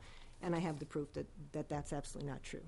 Those people were absolutely invited, every one of them. Do you list the next meeting on the minutes? The minutes always include the date of the next meeting. Of the next meeting, okay. Yes, So I can get it from there? Always. So because I can put that on the calendar. It's very simple to put it on our calendar. In this case, we had scheduled our next meeting to be January 11th, the same night as the Conservation Commission. So once Cindy advised us of that, we changed it, and Newt sent out a new list of when the meetings are. The next year's meetings have been. He did? Yes, you received that. When did he send that? You sent a thank you to him. He sent a list of the date he changed the January meeting. Oh, yeah, I saw that. And all of the meetings for the following year. Yes, you received that. You sent a thank you. Oh, yeah. Well, I saw that he had changed it. I mean, I must not have gone down far enough to see. I thought he said he wasn't going to come out with that list until January. Well, he came out with it today. must not have So read. maybe with the thank you, it was just that. But today he sent the list of the entire year. So. Oh, okay. Maybe I just Gage, haven't yeah. checked that yet then. But I can send that. I'll send that to you, Gage, to put But on. I can show, the you calendar's can pretty show- simple. I'll show oh, you. yeah, It's- okay. It's really pretty easy. Okay. Yeah. Okay, great. So if you guys want to post that, that's fabulous. So when is the January meeting? I don't have it in front of me. January 25th. Yeah, it had to be shifted because it conflicted with your meeting. And all the other dates have been Well, identified, and the I just 18th wanted you was to a know, holiday, we so- don't do that. We take our public trust very seriously. You know, it's not a lot of glamorous work at Horse Hill anymore, not a lot of fancy stuff. Mostly what we deal with is doggy poop, frankly. That's mostly what we deal with. It's not a glamorous position, but we do take it very seriously. And we do take our public trust very seriously, and we always notify everybody who's A little who's side interested. note, so an interesting little video clip of trail maintenance. Is one of the guys in an area that has a lot of dog walkers has a large nitrogen canister on his back, and he goes around and freezes it Oh, so he can pick it up easily and fling it off into the woods. That's a job. Well, I mean, Well, it sounds funny, but at our stage, okay, that's it's mostly well, what that's we pretty- deal with. We that's- deal with dog poop, Yeah. and we deal with complaints about dogs, and we deal with complaints about horse poop, and that's mostly Yep. what we do. It's not a glamorous job after we've been around for 10 years. We're not designing cool new loops and cool new trails. No, mostly we're just, but that's the day-to-day, month after month, year Makes it after easy year to work that project. we do. But we take it seriously, and we Stick to the take our trees. meetings seriously, and we would never have meetings where we didn't invite our committee So. members, and that couldn't be why they aren't All right. showing up. It's just not true. Pardon? Yeah, well, he's on the Friends of Horse Hill list, so yes, he gets All right, so we invited. just moving to accept this as is? Or do we even need to have a motion to accept do- this as? Well, we haven't taken any motions on the charge at this point. So yes, you would need to, Have a motion to accept it as written? or feel free to amend if you want.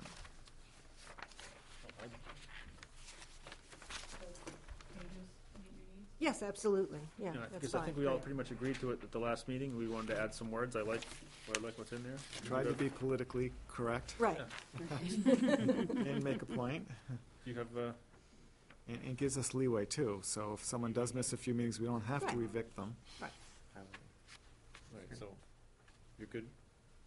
Good. So I'm gonna make a motion to accept the draft charge as written, and make it a final draft, like our final document, Final final charge charge. for the Horseshoe Nature Preserve, Effective immediately. effective immediately. Second. Any further discussion? All those in favor signify by saying aye. Aye. Opposed, abstentions? All right, I will undraft it, and I will forward it to all the subcommittee members. thank you very much. Please put this on your agenda for the 25th, so that way everyone is really aware of it. So, And now that will open up another alternate position, correct? that's true. We have now a third alternate position open, so if there's anyone who wants to step up, now's your chance. Okay. Right, so next is new business. I called it the Bobcat letter. Yeah. Yeah. So the Stoddard Conservation Commission has asked us to review a letter. We got that through Cindy, as well as we got it directly as well, which I forwarded that email to all of you, I believe. So Cindy, tell us about the Bobcat letter. Yes, the Fish and Game Commissioners, there's 11 or 12 of them, I believe, have voted to go forward with rescinding the ban on hunting, trapping, hounding bobcats. One of the biologists actually said it's an opportunity, not an obligation. So it's, in my opinion, clear trophy hunting. They want to sell the pelt, particularly the stomach piece, to overseas. Really? For the fur. So basically just for the fur, it's just for trophy. They're just, starting to make a comeback. So, I mean, it's not a done deal yet. The commissioners have voted to move forward with it, but there's going to be public hearings. But this is just to show, well, at least, from Stoddard started it going, to show that it's not good conservation, as I say, in New Hampshire, and we need these predators. So, I just have one comment. I have no idea, about how they're managing the population of bobcat in the state or what the population is.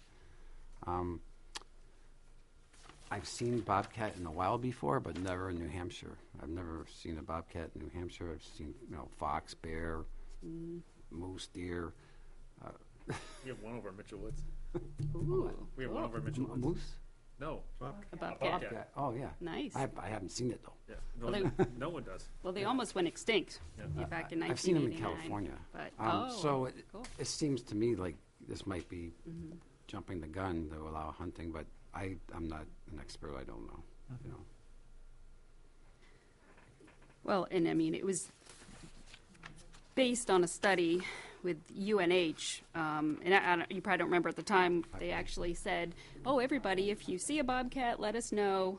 Of course, they didn't say it's because we want to open a season on them, but, a lot of people haven't seen the bobcat, and there really is no reason to start killing them, except trophies. Do we have any idea why this has come up in front of them, who's lobbying for this? Is there something in particular? the I haven't trappers. followed it very It's closely. the trappers. Well, this commission, I can't remember if it's 11 or 12 members, but they're appointed by the governor. But to be on this commission, you have to have a hunting, trapping, fishing license for like 5 out of the past 10 years. So there isn't really anybody representing the animals or conservation. Yeah. You know, there's a very small percentage of the population that are trappers, and they've been pushing for this, I think, for years. 1,100 doesn't seem like a lot to me. Right. And that's just an estimate. I mean, they really don't know how many are out there at this point. So, Yeah, they're not running down the street and signing up to be counted. right, exactly, yeah. They So just, try not to be in we do have video of one in Cool. Mitchell Woods. It's a short little clip. The gentleman that captured it has been putting game cans out there for, he told me, he said at least 5 years. Wow. So he's been doing it for a while. He's captured the video of this thing twice. We think it's the same one. It looks to be very healthy and very well fed.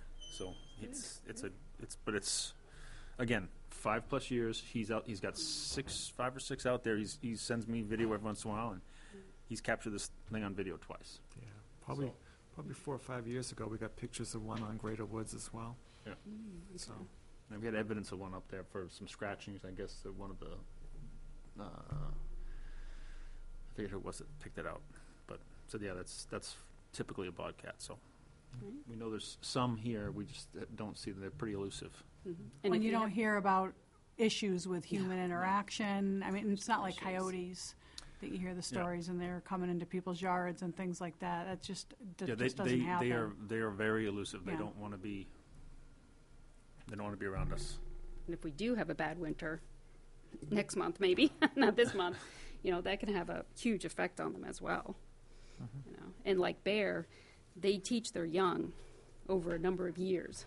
You know, so if the mother gets trapped, then the babies are going to die too. You know, so then you've taken out. Do we know of any other conservation commissions that have taken a formal stand to write to the Well, Nature Fish and Game? I mean, Stoddard is the one that started this. Okay. I know another. I don't know which one it is, but I know there's another one that's writing their own letter, and I think there's another one that is signed on, but I'm not sure which one. I can find out. But it's on agendas, like in January, Okay. and I Just don't know curious. Thanks, Cindy. anyone. So it's kind of a ongoing process.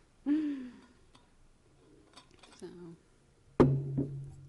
Is there history that you know of commissions sort of banding together and reaching out to Fish and Game that has made a difference? I don't know, actually. I don't know about that.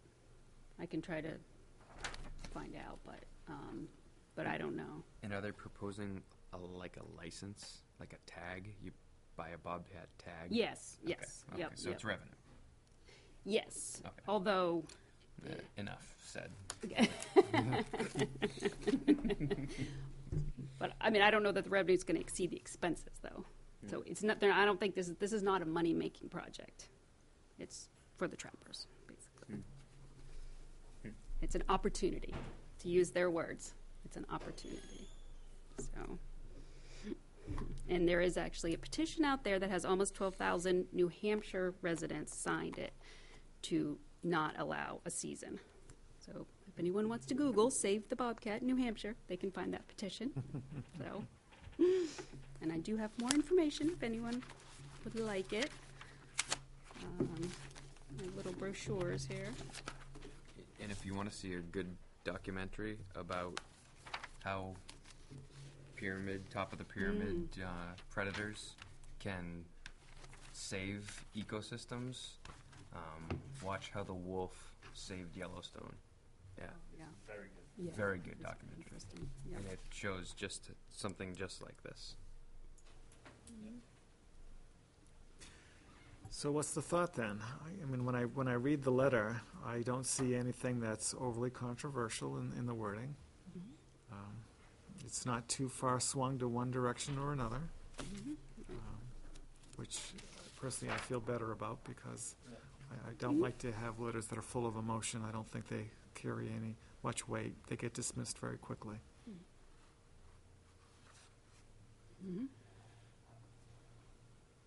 I wouldn't mind supporting the letter myself.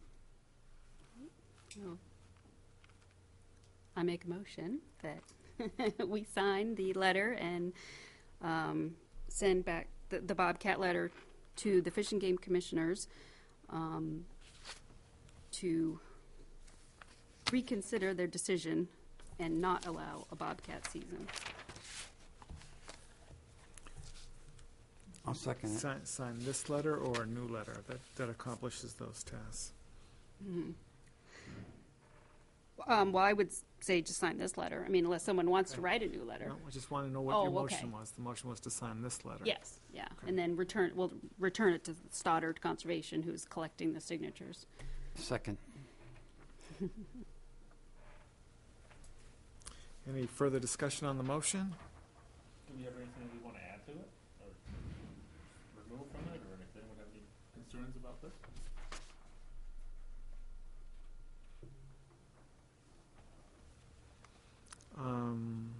No, I'm okay with the way it's written. Okay. Yeah, it doesn't. Yeah, I don't think I could craft anything better, so.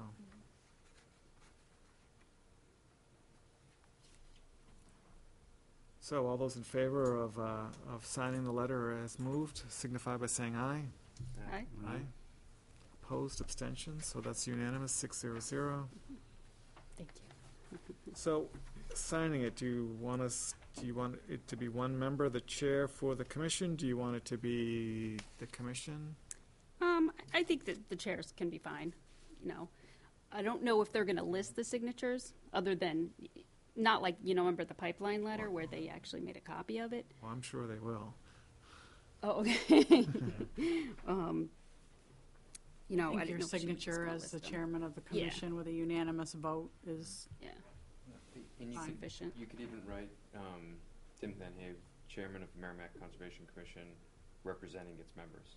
Yeah, That's as good. approved by the vote of the commission on. Yeah, that'd be unanimous Yep. vote or something, yeah, by Mhm. unanimous vote, that's good. Great. Okay. All right, so that ends new business. Now we're to other business. So there's a couple of, before we hit the list that's in here in the agenda, there's a couple of items. Did you want to talk about seedlings today at all? Just real quick. Yeah, so why don't we do that? All right, so we did receive the seedling catalog for 2016. I've not, I'm going to probably stick with the same. Jody, are you familiar with the seedlings activity that we do? Yes. Okay. I'm going to stick with the same thing. I spoke to Eber a few months ago, and he was asking about it, and he said he was all on board with continuing to sponsor the event at his orchard. So I actually also have another member of the community that wants to be involved with the selection of the plants, a local arborist. So we can make sure we stick with some really good native species. And we're going to try to stick around the same. Last few years we've been going to about 400 plants. Last year we had good turnout and got rid of most of the plants. We had a few stragglers left over that we got just kind of planted around, but most of them were gone. So it went well. So we I go. planted some leftovers in Greater Woods one year. Yeah, Oh, yeah, all the pines and stuff. Yeah, we did the Christmas tree sampler. So, but I said we're going to try to stick around the 400 plant range again. That seems to be a number that we can support financially, and it ends up being around $350 to $400 for the plants. And so what I'll do for the next meeting is get a list together of. I think people really look forward to it every Yeah, they year. do. My neighbors are very active, and so they they've been asking me about, what are you gonna get this, what are you gonna get this year? So it's cool. yeah, it's fun. It's a nice thing. We have a nice, it's a nice event. It was, if, you know, you were there last year for a while. I didn't Weren't make you? it, I don't think. No? I thought it was you. I came, gone. I think you were. That was me. Yeah, I don't know, I was somewhere. Yeah. No, it's a nice event. People are very happy, and they Yeah. get to see, and Eber's grand host, so it's a nice event. It's easy. It's fun. Can we invite the Fox Cubs? Thank you. Yeah, I know. That's right, the They little were- fox, that's right. They were so cute. Yeah. They were adorable. So target date is again the Saturday, what, before Mother's Day or something like that? Or? Yes, yeah, we try to do it on a Saturday, so we can do it for 2 days, because no one ever reads or sees the announcements, and they find out about it on Saturday, and they come on Sunday, so we'll do it for 2 days again, like we did last year. We're going to do it for Saturday, and then Ebert, he leaves the barn open, and people can go in and pick up what they want on the next day. We try to go right there that weekend before Mother's Day, so people can. We had a group of Cub Scouts can come in last year, and 4 or 5 of them got plants for their moms, and Aw. went home to go plant them for their mothers for Mother's Day. So it was things like that, which makes it nice. So I said I'm gonna obviously get with Eber and pick a day that works for him too, because he's the orchard gets busy in the spring. So Okay. Yeah, please Yep. move forward then. Thank you.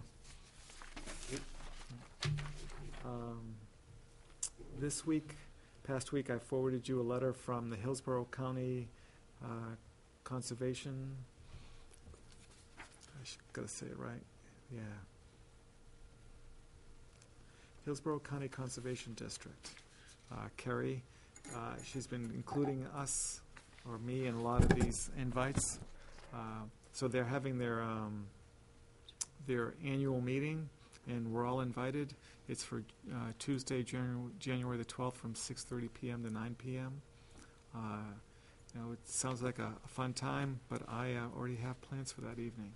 Didn't know if anyone wanted to go and just see what's going on, because I don't think we've actually ever attended. So I don't think we have. What's the date again? Tuesday, January 12th. I can usually do Tuesdays. So we have till January the 5th to respond. So if you go home and check your calendars and think maybe comedian there and everything, so, Yeah. Booster Club meeting. I don't see any cost in here either, so, I think it was $20. okay. I should probably go. It's the day after our meeting. It's the day after our next meeting, yeah. I think you had to click a link to register, and I think that's where it said the price. Okay. But I think it was $20. So, Yeah. so if it's something you think you can do, then I'll move that we cover your expenses. And or should I say we'll reimburse you your expenses, if you don't mind. Okay. Is Second. that a consensus? Do we need a motion? No, I don't think so. No, Okay. we're fine with that. Consensus, Yep. so, all right, the consensus is we'll cover your expenses if you go. Just forward that to me. Okay, You didn't get it? It's there. you should have it. You just It's sent there. it. Oh, okay. You should have it. I sent it to you. It's, Yeah. it's buried.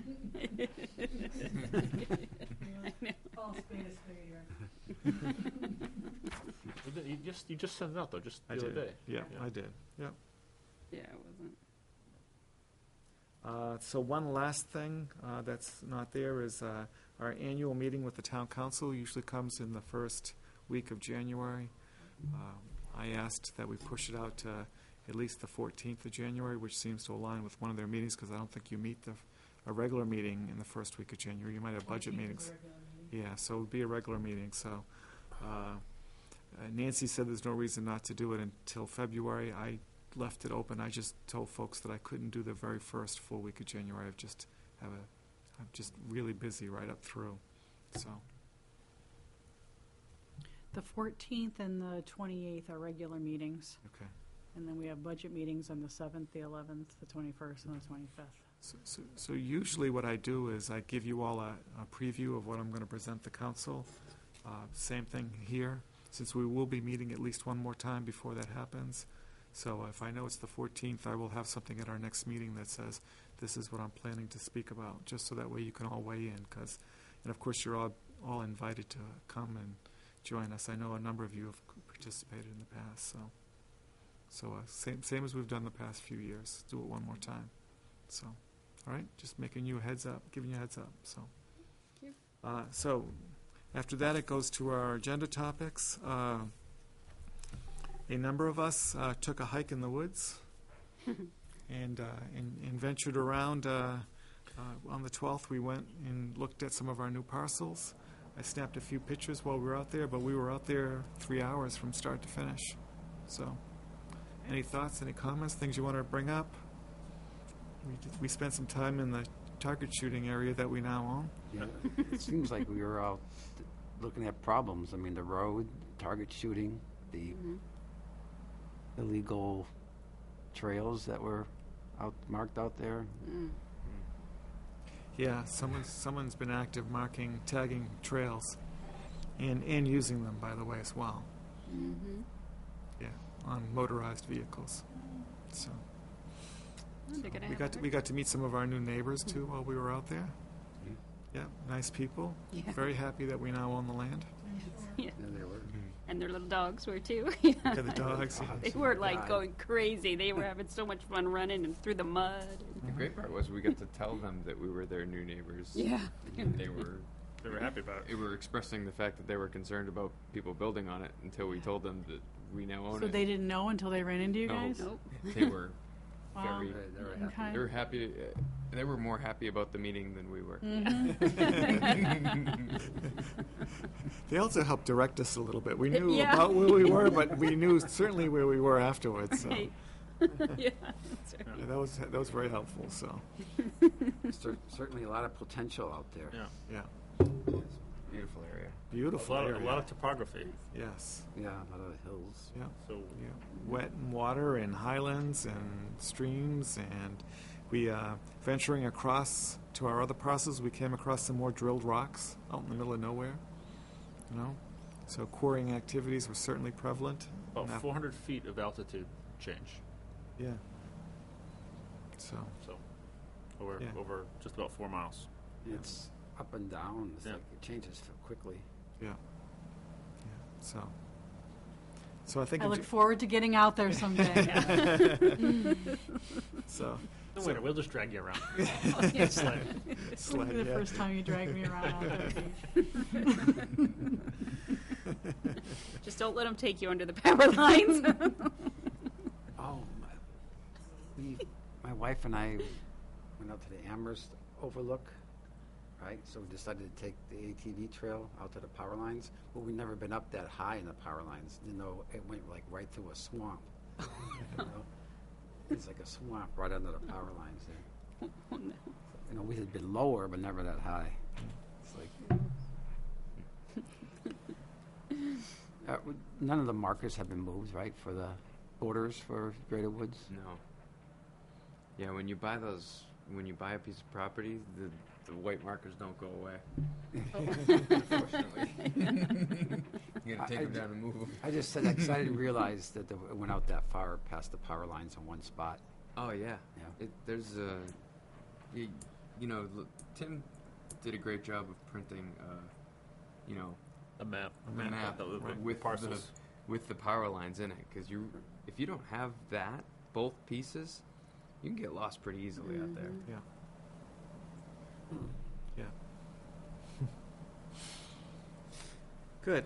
So I only snapped a few pictures while we were out there. Did document the trash that's in the target shooting area. So it's something we're gonna. Well, we're hoping the subcommittee will make a recommendation on what they want to do, or is it just call a cleanup day? So Yeah, go cleanup day. We're really just waiting for PWD. so I in reading the minutes, it was Gage who volunteered to talk to PWD Yep. about a truck. It was. I thought it was me at first, but No, it wasn't. It was me. So. It still is. Yeah. It still is me. Okay. And he's on the subcommittee too, right? Yes. He is, okay, good. Till July, anyway. That's true. Hopefully you'll get it by then. Thanks, Mike. I have a lot of confidence. Appreciate it. All right. Target shooting firearms ordinance update. Okay, we are gaining steam. Where it is in the process, and Tim is helping me a great deal with his institutional knowledge that I just don't have. I know who to communicate and who to ask to make things happen, so that's what I'm contributing. We have, basically, the town attorney is crafting some language for us right now, gave us first draft. Tim made several recommendations for change, and I believe that will be done. I've spoken to 3 people involved with the school district regarding participating in the efforts. I spoke to the superintendent, Marge Chaffrey, business administrator, Matt Chevenel, because we had a joint school board town council meeting a couple weeks ago. And I spoke to school board member Shannon Barnes, who also sits on the Greater Woods subcommittee, and they're all very enthusiastic about participating and appreciative of being invited, and they wholeheartedly support including the school district and their parcels in the language of the ordinance.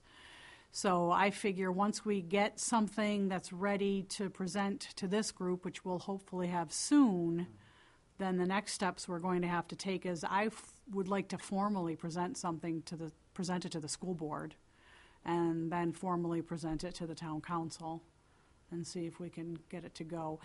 Everyone on the town council is aware of our efforts. They know we're doing this because that's just how I operate, and that's how the town manager operates. We figured if there's anybody that's got any concerns or questions or there's any roadblocks, let's deal with it now. So everyone knows that we're moving forward with this, but they know too that we have to formally, the Conservation Commission has to go before the town council, and it's ultimately their say. So, but we are making some progress. I don't think we'll have anything, maybe something by the next meeting. I'm not sure. That's the other, is I have a conflict because we have a budget meeting on the 11th of January. So if I can't be here, I'll make sure that, and it is done by then, I'll make sure that you guys have a copy, and you don't need me to work it. Is this something that we're gonna have on our own, or is it gonna be into town code? Be in the town code, yeah. Good. Yeah, so we're looking to make a recommendation to the town council to enact the ordinance. Mhm. I mean, we kind of initiated it, so let's take it all the way. It would be school, conservation, It would be committee town. land, and town Mhm. land. Mhm. Yeah. It will be a town ordinance, so. Yep, target shooting. You know, Tim has made some really good suggestions so that we make sure that it's enforceable. The chief of police also knows that we're working on this too, because we figured we need their input as well if they had any concerns, so they're aware. And if the commission agrees and wants to go before the school board at a public meeting to request to be on an agenda, I'd be happy to go with someone else and speak to it. Of course, I'll be at the town council meeting. can't get out of that one. Yeah. So that's where it's at. Good. Scout project for Horse Hill Nature Preserve. So I think you're all aware that we've been approached by a scout, Eagle Scout, who wants to do a project at the Spalding Foundation in Horse Hill, along what we used to call the Spalding Trail, but it's really the Loop Trail. And that person, we have made the connection with Peter, who's on the subcommittee. I have spoken to Peter. I've spoken to Blake the Scout. I left it for Peter and Blake to get together and speak about it. But it's kind of the beginning stages. It needs to be planned. It needs to go before their Daniel Webster Council to see if it's a project they want to sponsor. Matt, you've been through these projects, so I think Blake and Peter were going to spend some time out at the foundation and talk about some ideas. Newt weighed in and wants to be part of this. I need to make sure that connection happens as well, because he had some thoughts and some ideas. But really, it's going to be Blake's proposal. That proposal will need to come to us for approval before it gets going as well. So we'll be part of the approval process, and likely we'll be in front of the town council at some point as well. So I think that's appropriate since it's not land we own. So Do you think this would be like a spring project before Yeah. all these steps happen? Well, so he wants to get all the planning done and maybe even do fundraising, so that way in the spring he can get it Makes done. sense. I don't know what his deadline is, meaning I don't know when his birthday is, because Oh. typically that's the deadline. Oh, If someone's 18th birthday, it needs to be done by then, okay. so, Okay, I'm just curious. yeah, Oh. so. And Anita from the Heritage Commission and the Historical Society, as well as his troop leader, is also part of this conversation as well, so. So we're moving forward, and hopefully at some point soon, we will be agendaing it and looking at it, so. But it's the Scouts project. I told Peter, I said he needs to work the steps, and whole part of this idea is to learn how to manage a project, and that's what he's gonna do. Because Peter was all, let's go, we can do this. It's like, whoa, slow down, slow down. You're an advisor, Peter, not a, there is a process, he has to follow it, so. And those kids are pretty good at what they do, too. Yeah. They're being considered for Eagle Scout for a reason. It's a lot of work. Yeah. All right, so that's the state of that. Anything to report on the beaver activities? You want me to continue to agenda this? You don't have to. I mean, I can just fill you guys in when things happen. I spoke with the installer the other day, and he's been out west. Obviously, he moves with the activity is.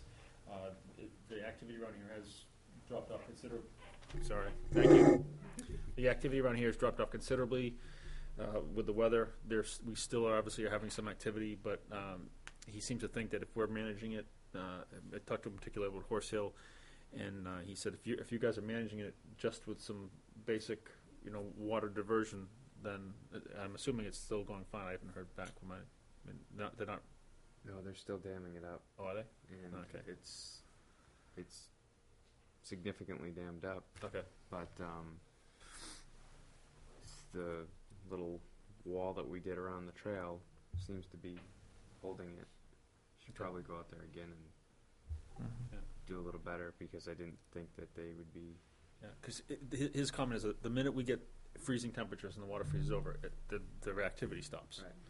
So he said, so if I plan to go out there and I'm out there in a week, he said, and it freezes between now and then, I can't do it. Yeah. So he said, I'd rather wait till spring. He said, we'll get you on the list and we'll do that right away. So, Yeah, if in the spring, if they keep doing this, right, there'll be no more trees left there. Because they're good at it. the landscape over there has drastically changed. Well, just from them doing what they're doing now. maybe we should trap. Yeah, no. I was actually going to say that's part of the cycle. So the Trees go down, then beavers. yeah, because Yeah. keep in mind if that's really an issue, keep in mind that No trapping if anyone's listening.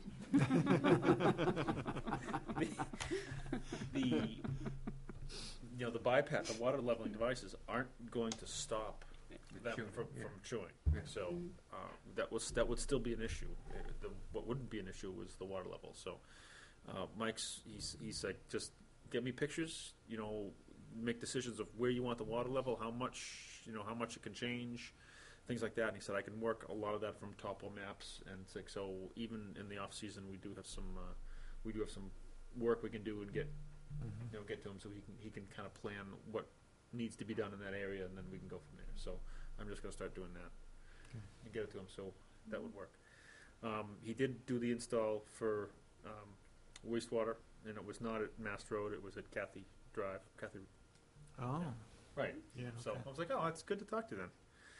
So I'm gonna try to go down there and get some pictures of it, and so we can get the data and put it on the map.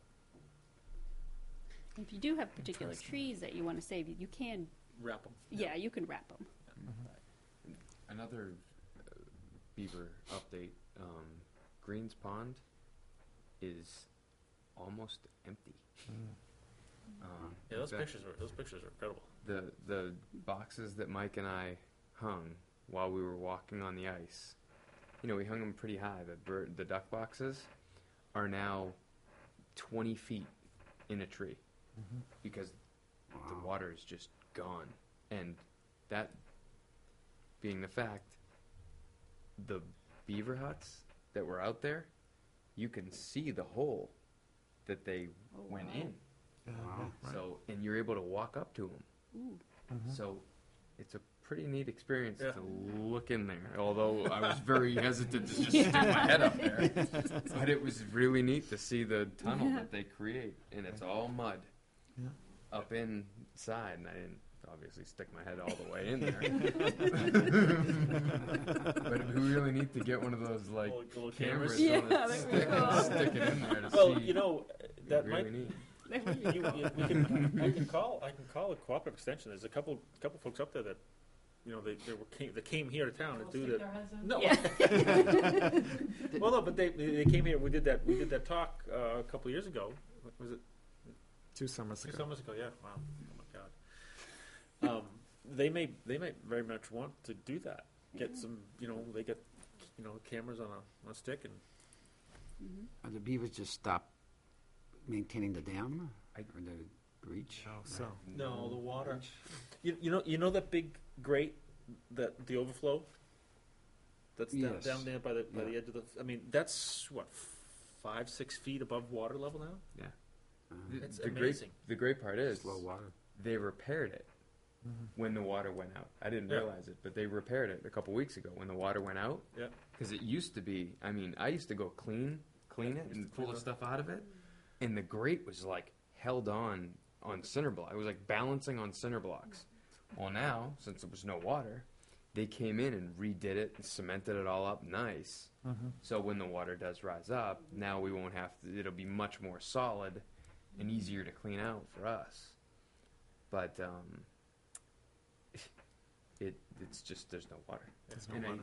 I think there's no water flowing in Nope. either from From Natticook, Natticook, and I right. think it's just because Just low. There's no Yeah, water not down much there. water. Yeah. Yeah. no water.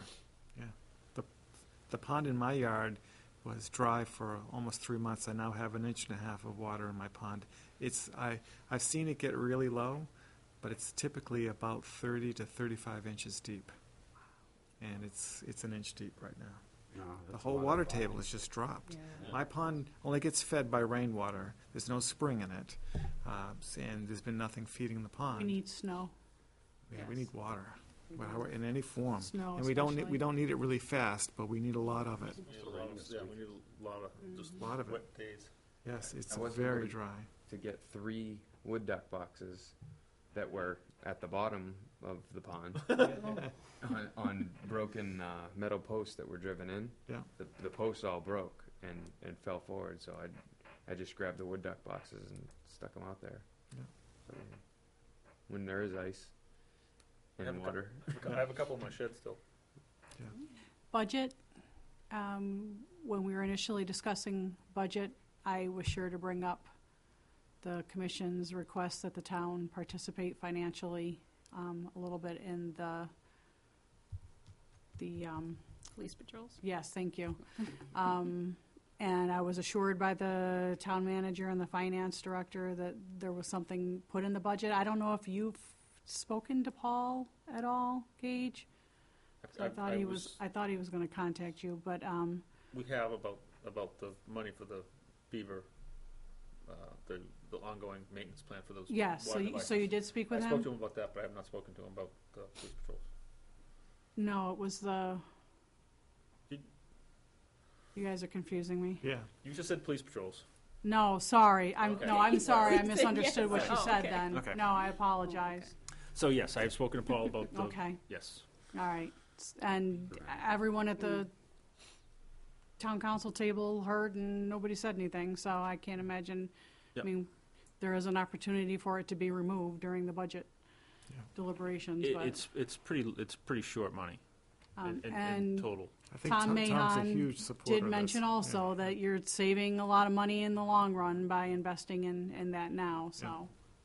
I mean, just go look at the, and that's been part of the original problem was getting accurate records of how often doing that, because it's not like a hard thing to do. Is go pull out sticks out of that thing as you're driving by. Okay, so they clean the grate off, and it's 20 minutes, whatever, it's done.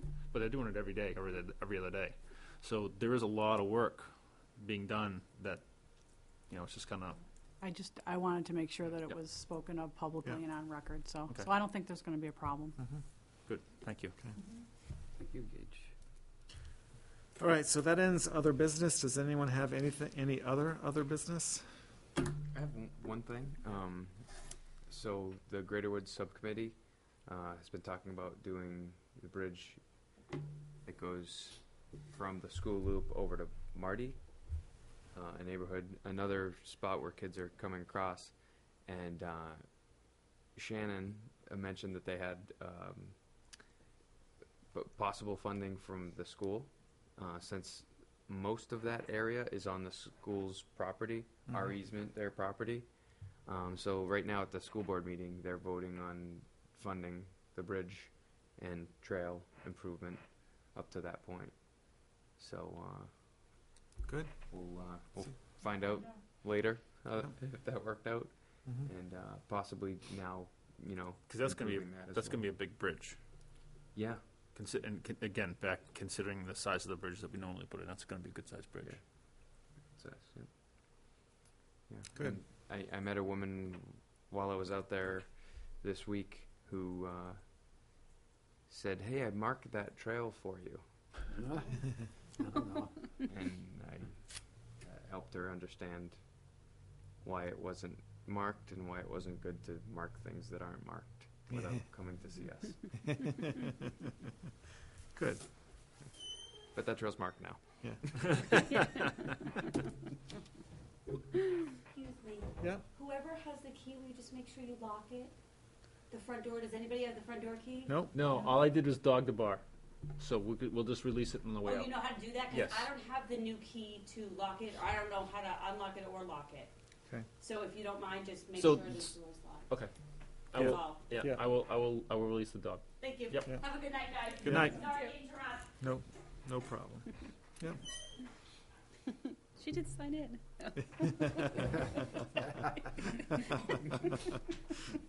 Well, this is the next chairwoman. All right. Okay. That's easy. It's already warm.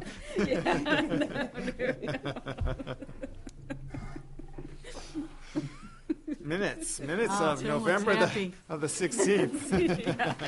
We waited for you, Jody.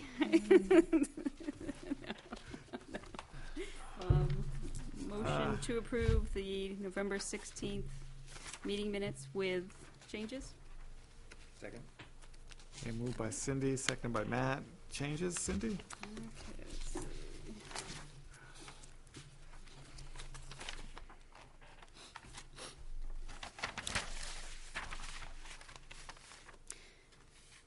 I actually have a question. Am I allowed to? Yeah. Sure. Okay.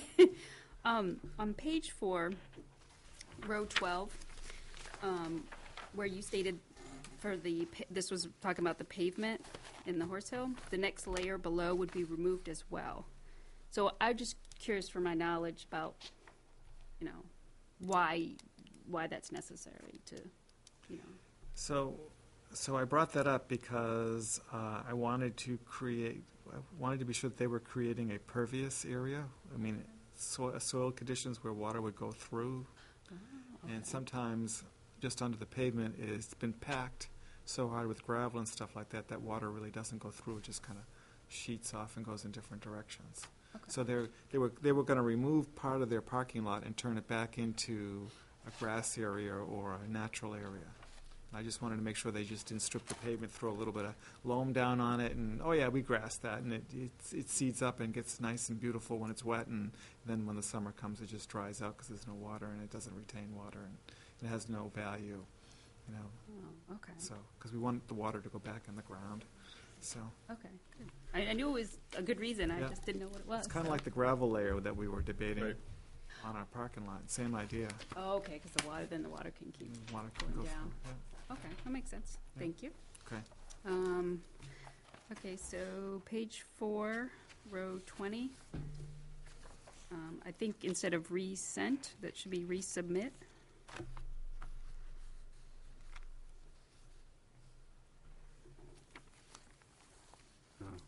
Yeah. You see that? And then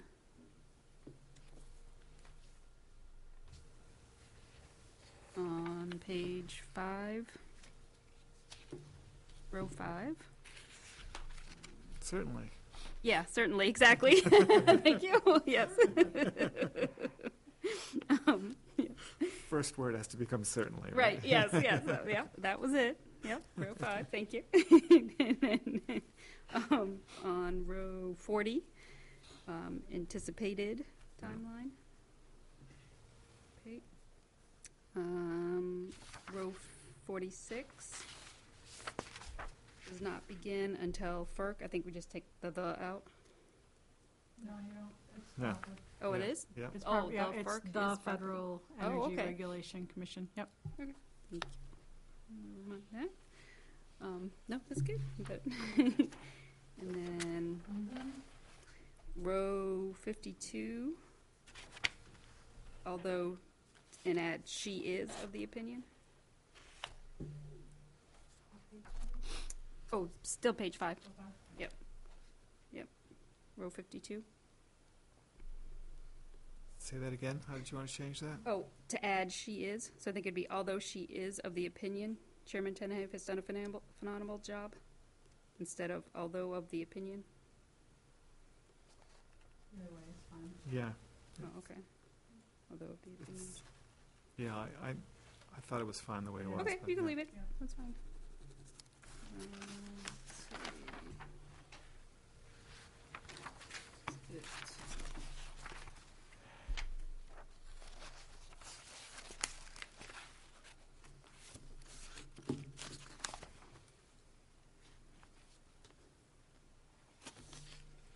And then page 11.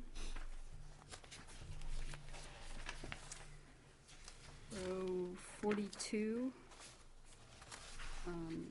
I might have said this, but I think it said, or want to clarify maybe that last sentence, that there are more species now than the prior 10-year plan.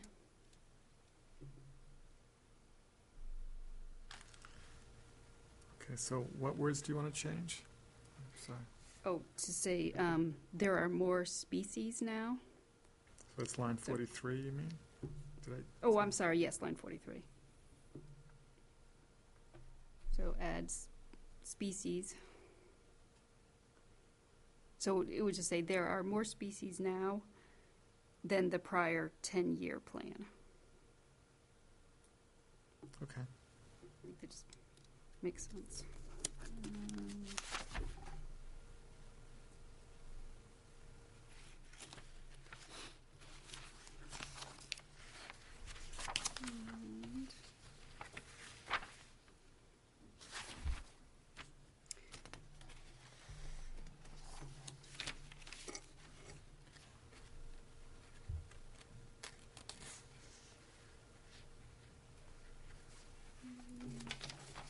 I think that's it.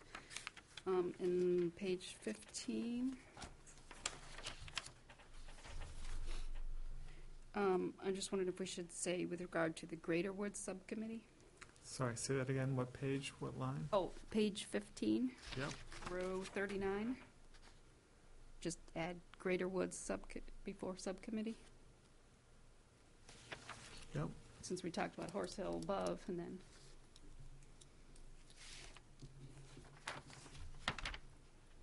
And that's all I had, thank you.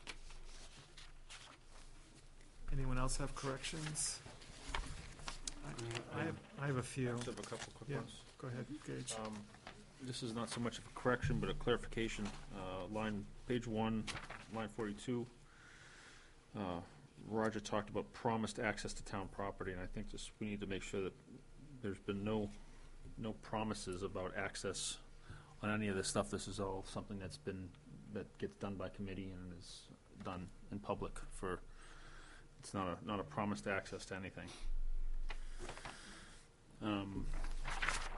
You're But just that's, clarifying. but that's what Roger said. Yeah, though, that's what right? he So, said, but I mean, yeah. just in general, I want people to understand that there's no, I mean, it makes it sound like there's been some deal cut, and that's not what's happened at all. That's all stuff that goes in front of the committee, the subcommittee, and then the committee for access, so. This is a clarification issue. Page 2, line 19, I just think we should add a comma in there. The plan in that manner, comma, understanding they could change and don't impact the management functions or other areas to spend on the plan. Just to add a comma in there.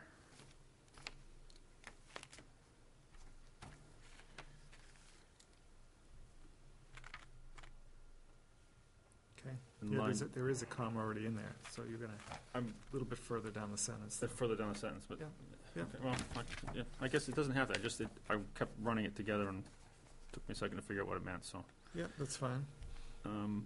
On page 3, line 2, on the end of that line, starting with Chairman Tenhay stated the hope the individuals who are Merrimack residents, I think that we're missing some word in there, like the hope is that the individuals who are Merrimack residents or something that is, I think we're just missing a couple Yeah. words of what you said. Should be the hope is the individuals who are Merrimack residents and participants of the club will share the goings-on. Is Okay. that,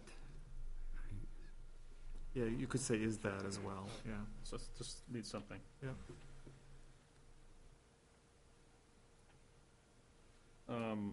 Line 51, same page. Commissioner Glenn asked for clarification, no work would be conducted. I think that, again, that's something we're just, I think it should be written, asked for clarification that no work would be conducted on the fueling stations. So,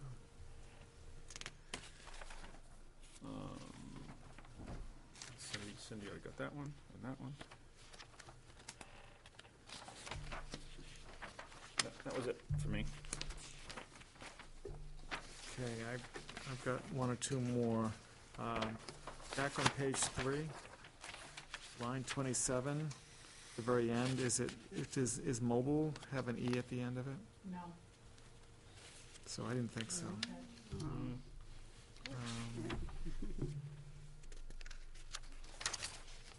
got that one.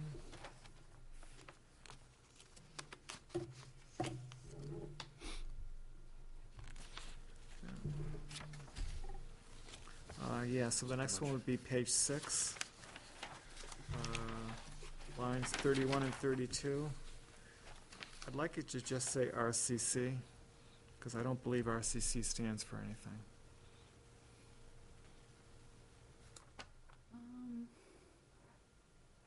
Oh, maybe it's roast that, right, stood for something, right? Yeah, Okay. yeah, so I should just say RCC. It was kind of it's a code acronym that has no real thing around it, okay? I remember when Bob was suggesting it, we all said, yeah, sure, that works. Okay. Same page 6, line 44. I think the very end should say pertaining to the anticipated application filing.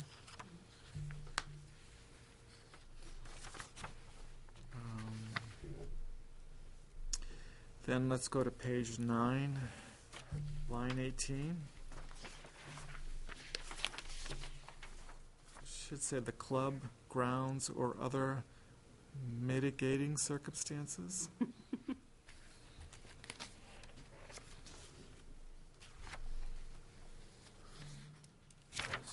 Say that again? All right. 19, 19. 18, 18. 18. 18. 18. Mitigating circumstances, not migrating Oh, circumstances. Yeah. Sorry, mitigating instead of migrating. They seem that way sometimes. Yeah, right, yeah. Spell check doesn't get that. Yes, No. that's true. I think that's just more of an issue. I think I have my glasses on. Yep, and that's it. Anything else? Yeah, I have something on page 4 that bothers me a little bit. Line 33, when it comes to landscaping, the commission recommends staying with plantings that are local to the area. I mean, I'd much rather see native, because local could be with whatever's around. Could be that burning bush. That's right. Good question. Well, I understand that, but I might have said what she wrote, Okay. right? In fact, I'm sure I did. So, You just want an issue of comment of clarification, Yeah, you go ahead. yeah. Yeah. I'll prefer- try to be better about it in the future, We okay? prefer native, non-invasive plants, not just something local. Yeah, Oh, look, more dandelions. yeah. Anything else, Mike? No, I think they were covered already. Okay. All right, so all those in favor of the minutes as amended signify by saying aye. Aye. Opposed, abstentions, that carries 600. Now we have the minutes of December the 7th. I only scanned them. I don't know if anyone's had a chance to go through them really well, so. I did not. I'm waiting for Cindy to say she's Yeah. got a bunch of corrections. I planned to do it yesterday, and then I had another engagement that popped up, so. I have a couple. I did go through I'm them. abstaining anyway, so. Oh, that's right, you weren't there. You Did can get a chance to still go through them? edit Yeah. Well, and Mike, you went through them well? I went, I will. Pretty well. Okay. Yeah, I'm good with your changes. I'll Yep. listen. okay. page 3, line 35. To make a motion first? So you're gonna move the Yeah. minutes with amendments? I'll, move to pass the minutes with amendments. Second? Okay. Page 3, line 35. Ms. Huffman reiterated the prior weekend. There's another place where that should be inserted. Mm. Yeah.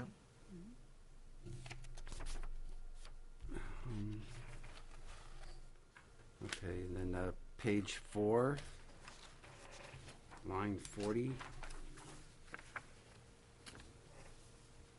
There are quite a few out there large snake population. The sentence just doesn't seem to make sense to me. It needs to be reworded. Might be right. Maybe say a large snake population? There are quite a few snakes. There's a large snake population out there or something. It might have been the words that came out of your mouth, though. Yeah? Yeah. So he just doesn't speak coherently, don't worry about it. I mean, sometimes I...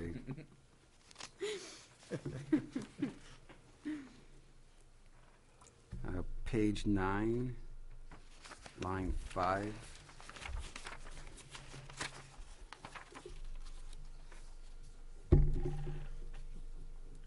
Again, I think that's just what was said, so we'll skip that. I don't need to speak, I don't speak coherently either. Line 12 just needs a comma, I think. If the pipeline is coming, comma, the commission wants to handle the mitigation correctly. Okay. Page 10.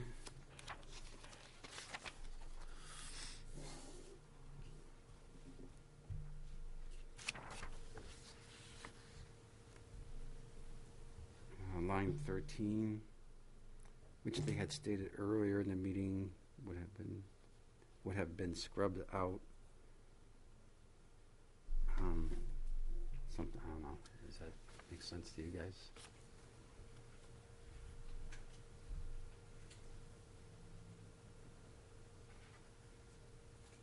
Anything like that, which It's what I said. Yeah. I think she captured it quite right. I think that's what What they I was use it, trying to, scrubbers.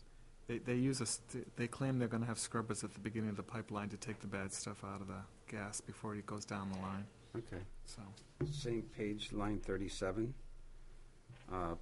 Says Mahan responded. The E's missing an H, I think. That should be he, has not. Ah, wow. A floating E. Yeah.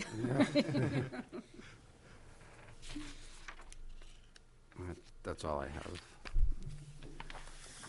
Round 2. Here we go, Cindy. Page 1. What'd you say?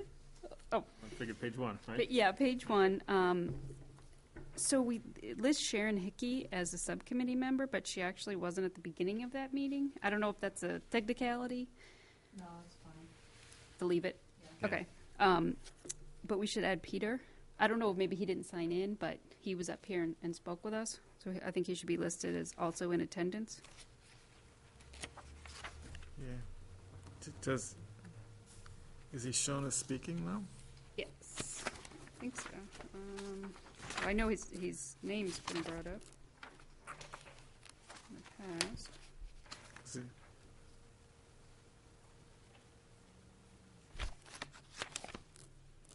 What did I see?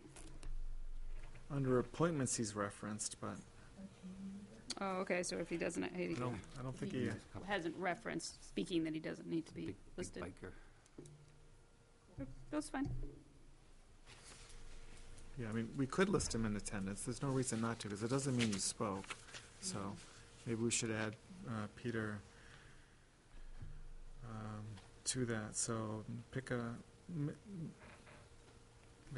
Mikolajek, right? Yes, add Peter to the attendance.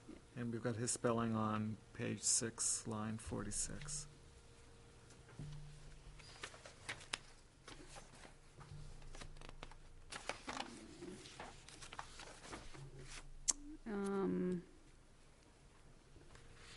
On page 3, row 20, did Roland say back in only, or I thought they had said head in only when they were talking about those spaces? No, I recall him saying back in It was for, back at in? one point. Okay. Yeah. I just couldn't remember. Oh, maybe it was that they weren't sure they could get anybody to do that. Put together.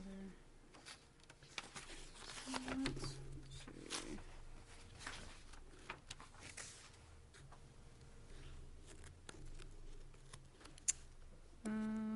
On page 5, row 45, I just didn't have a chance to look. Is that the correct spelling of prerogative? Would be. No, I don't think so. I think it's PER. Okay, that's what I was thinking, but I wasn't trying to get a chance to check it.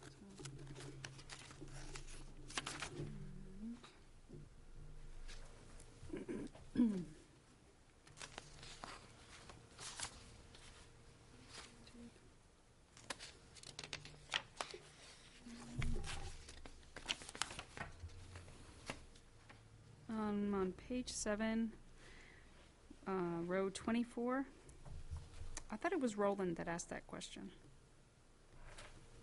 But he remembers.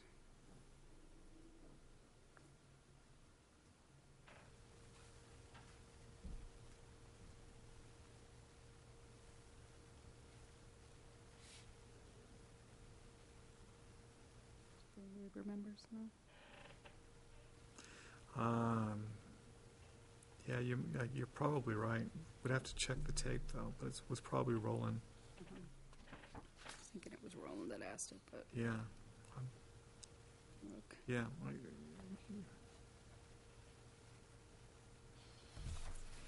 Oh, and sorry, back on page 6. On row 40. I just wasn't sure if that was correct, that word to say there were also 3 alternate slots open. Didn't think that's what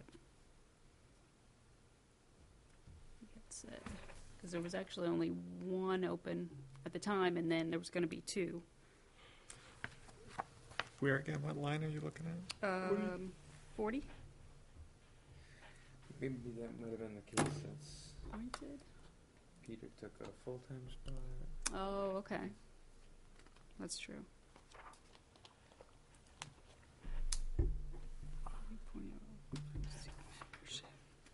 Oh, right, yeah, because then he talks about 2, the ones currently there. Okay. Thank you.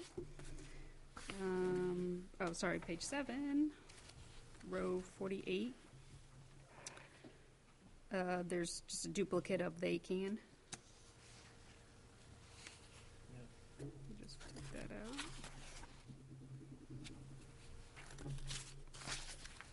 And that's it.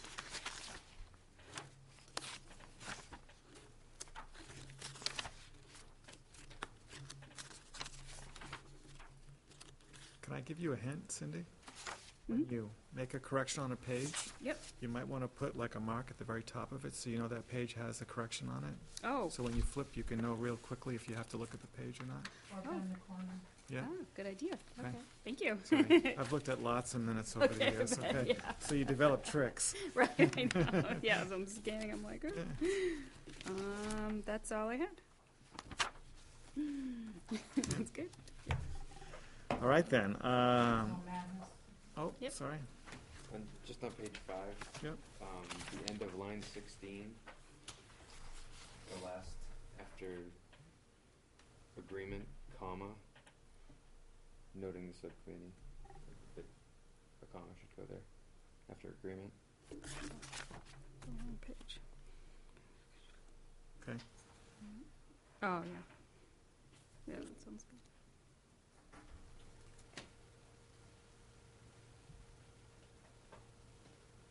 That's it. Yep.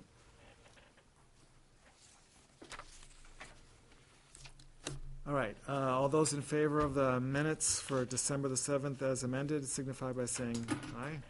I, Aye. Opposed, abstentions? So that passes 501 with Jody abstaining. Public has left. Commissioner comments? Cindy? Matt? Nothing. Merry Christmas. Absolutely. yes, Merry that's right. Christmas to you, too. and Happy New Year. Yeah, that's right. We don't meet again until next year. Wow, it's going to be a long time, right? I'll just remind you again that I won't be here on January 11th. Okay. We'll come visit you. Thanks. It'll be a long January. Yeah, well, at least But it's you'll not, know where to find me. Yeah. at least it's not starting in December. Well, I did that for 6 years when I was on the school Yeah. board.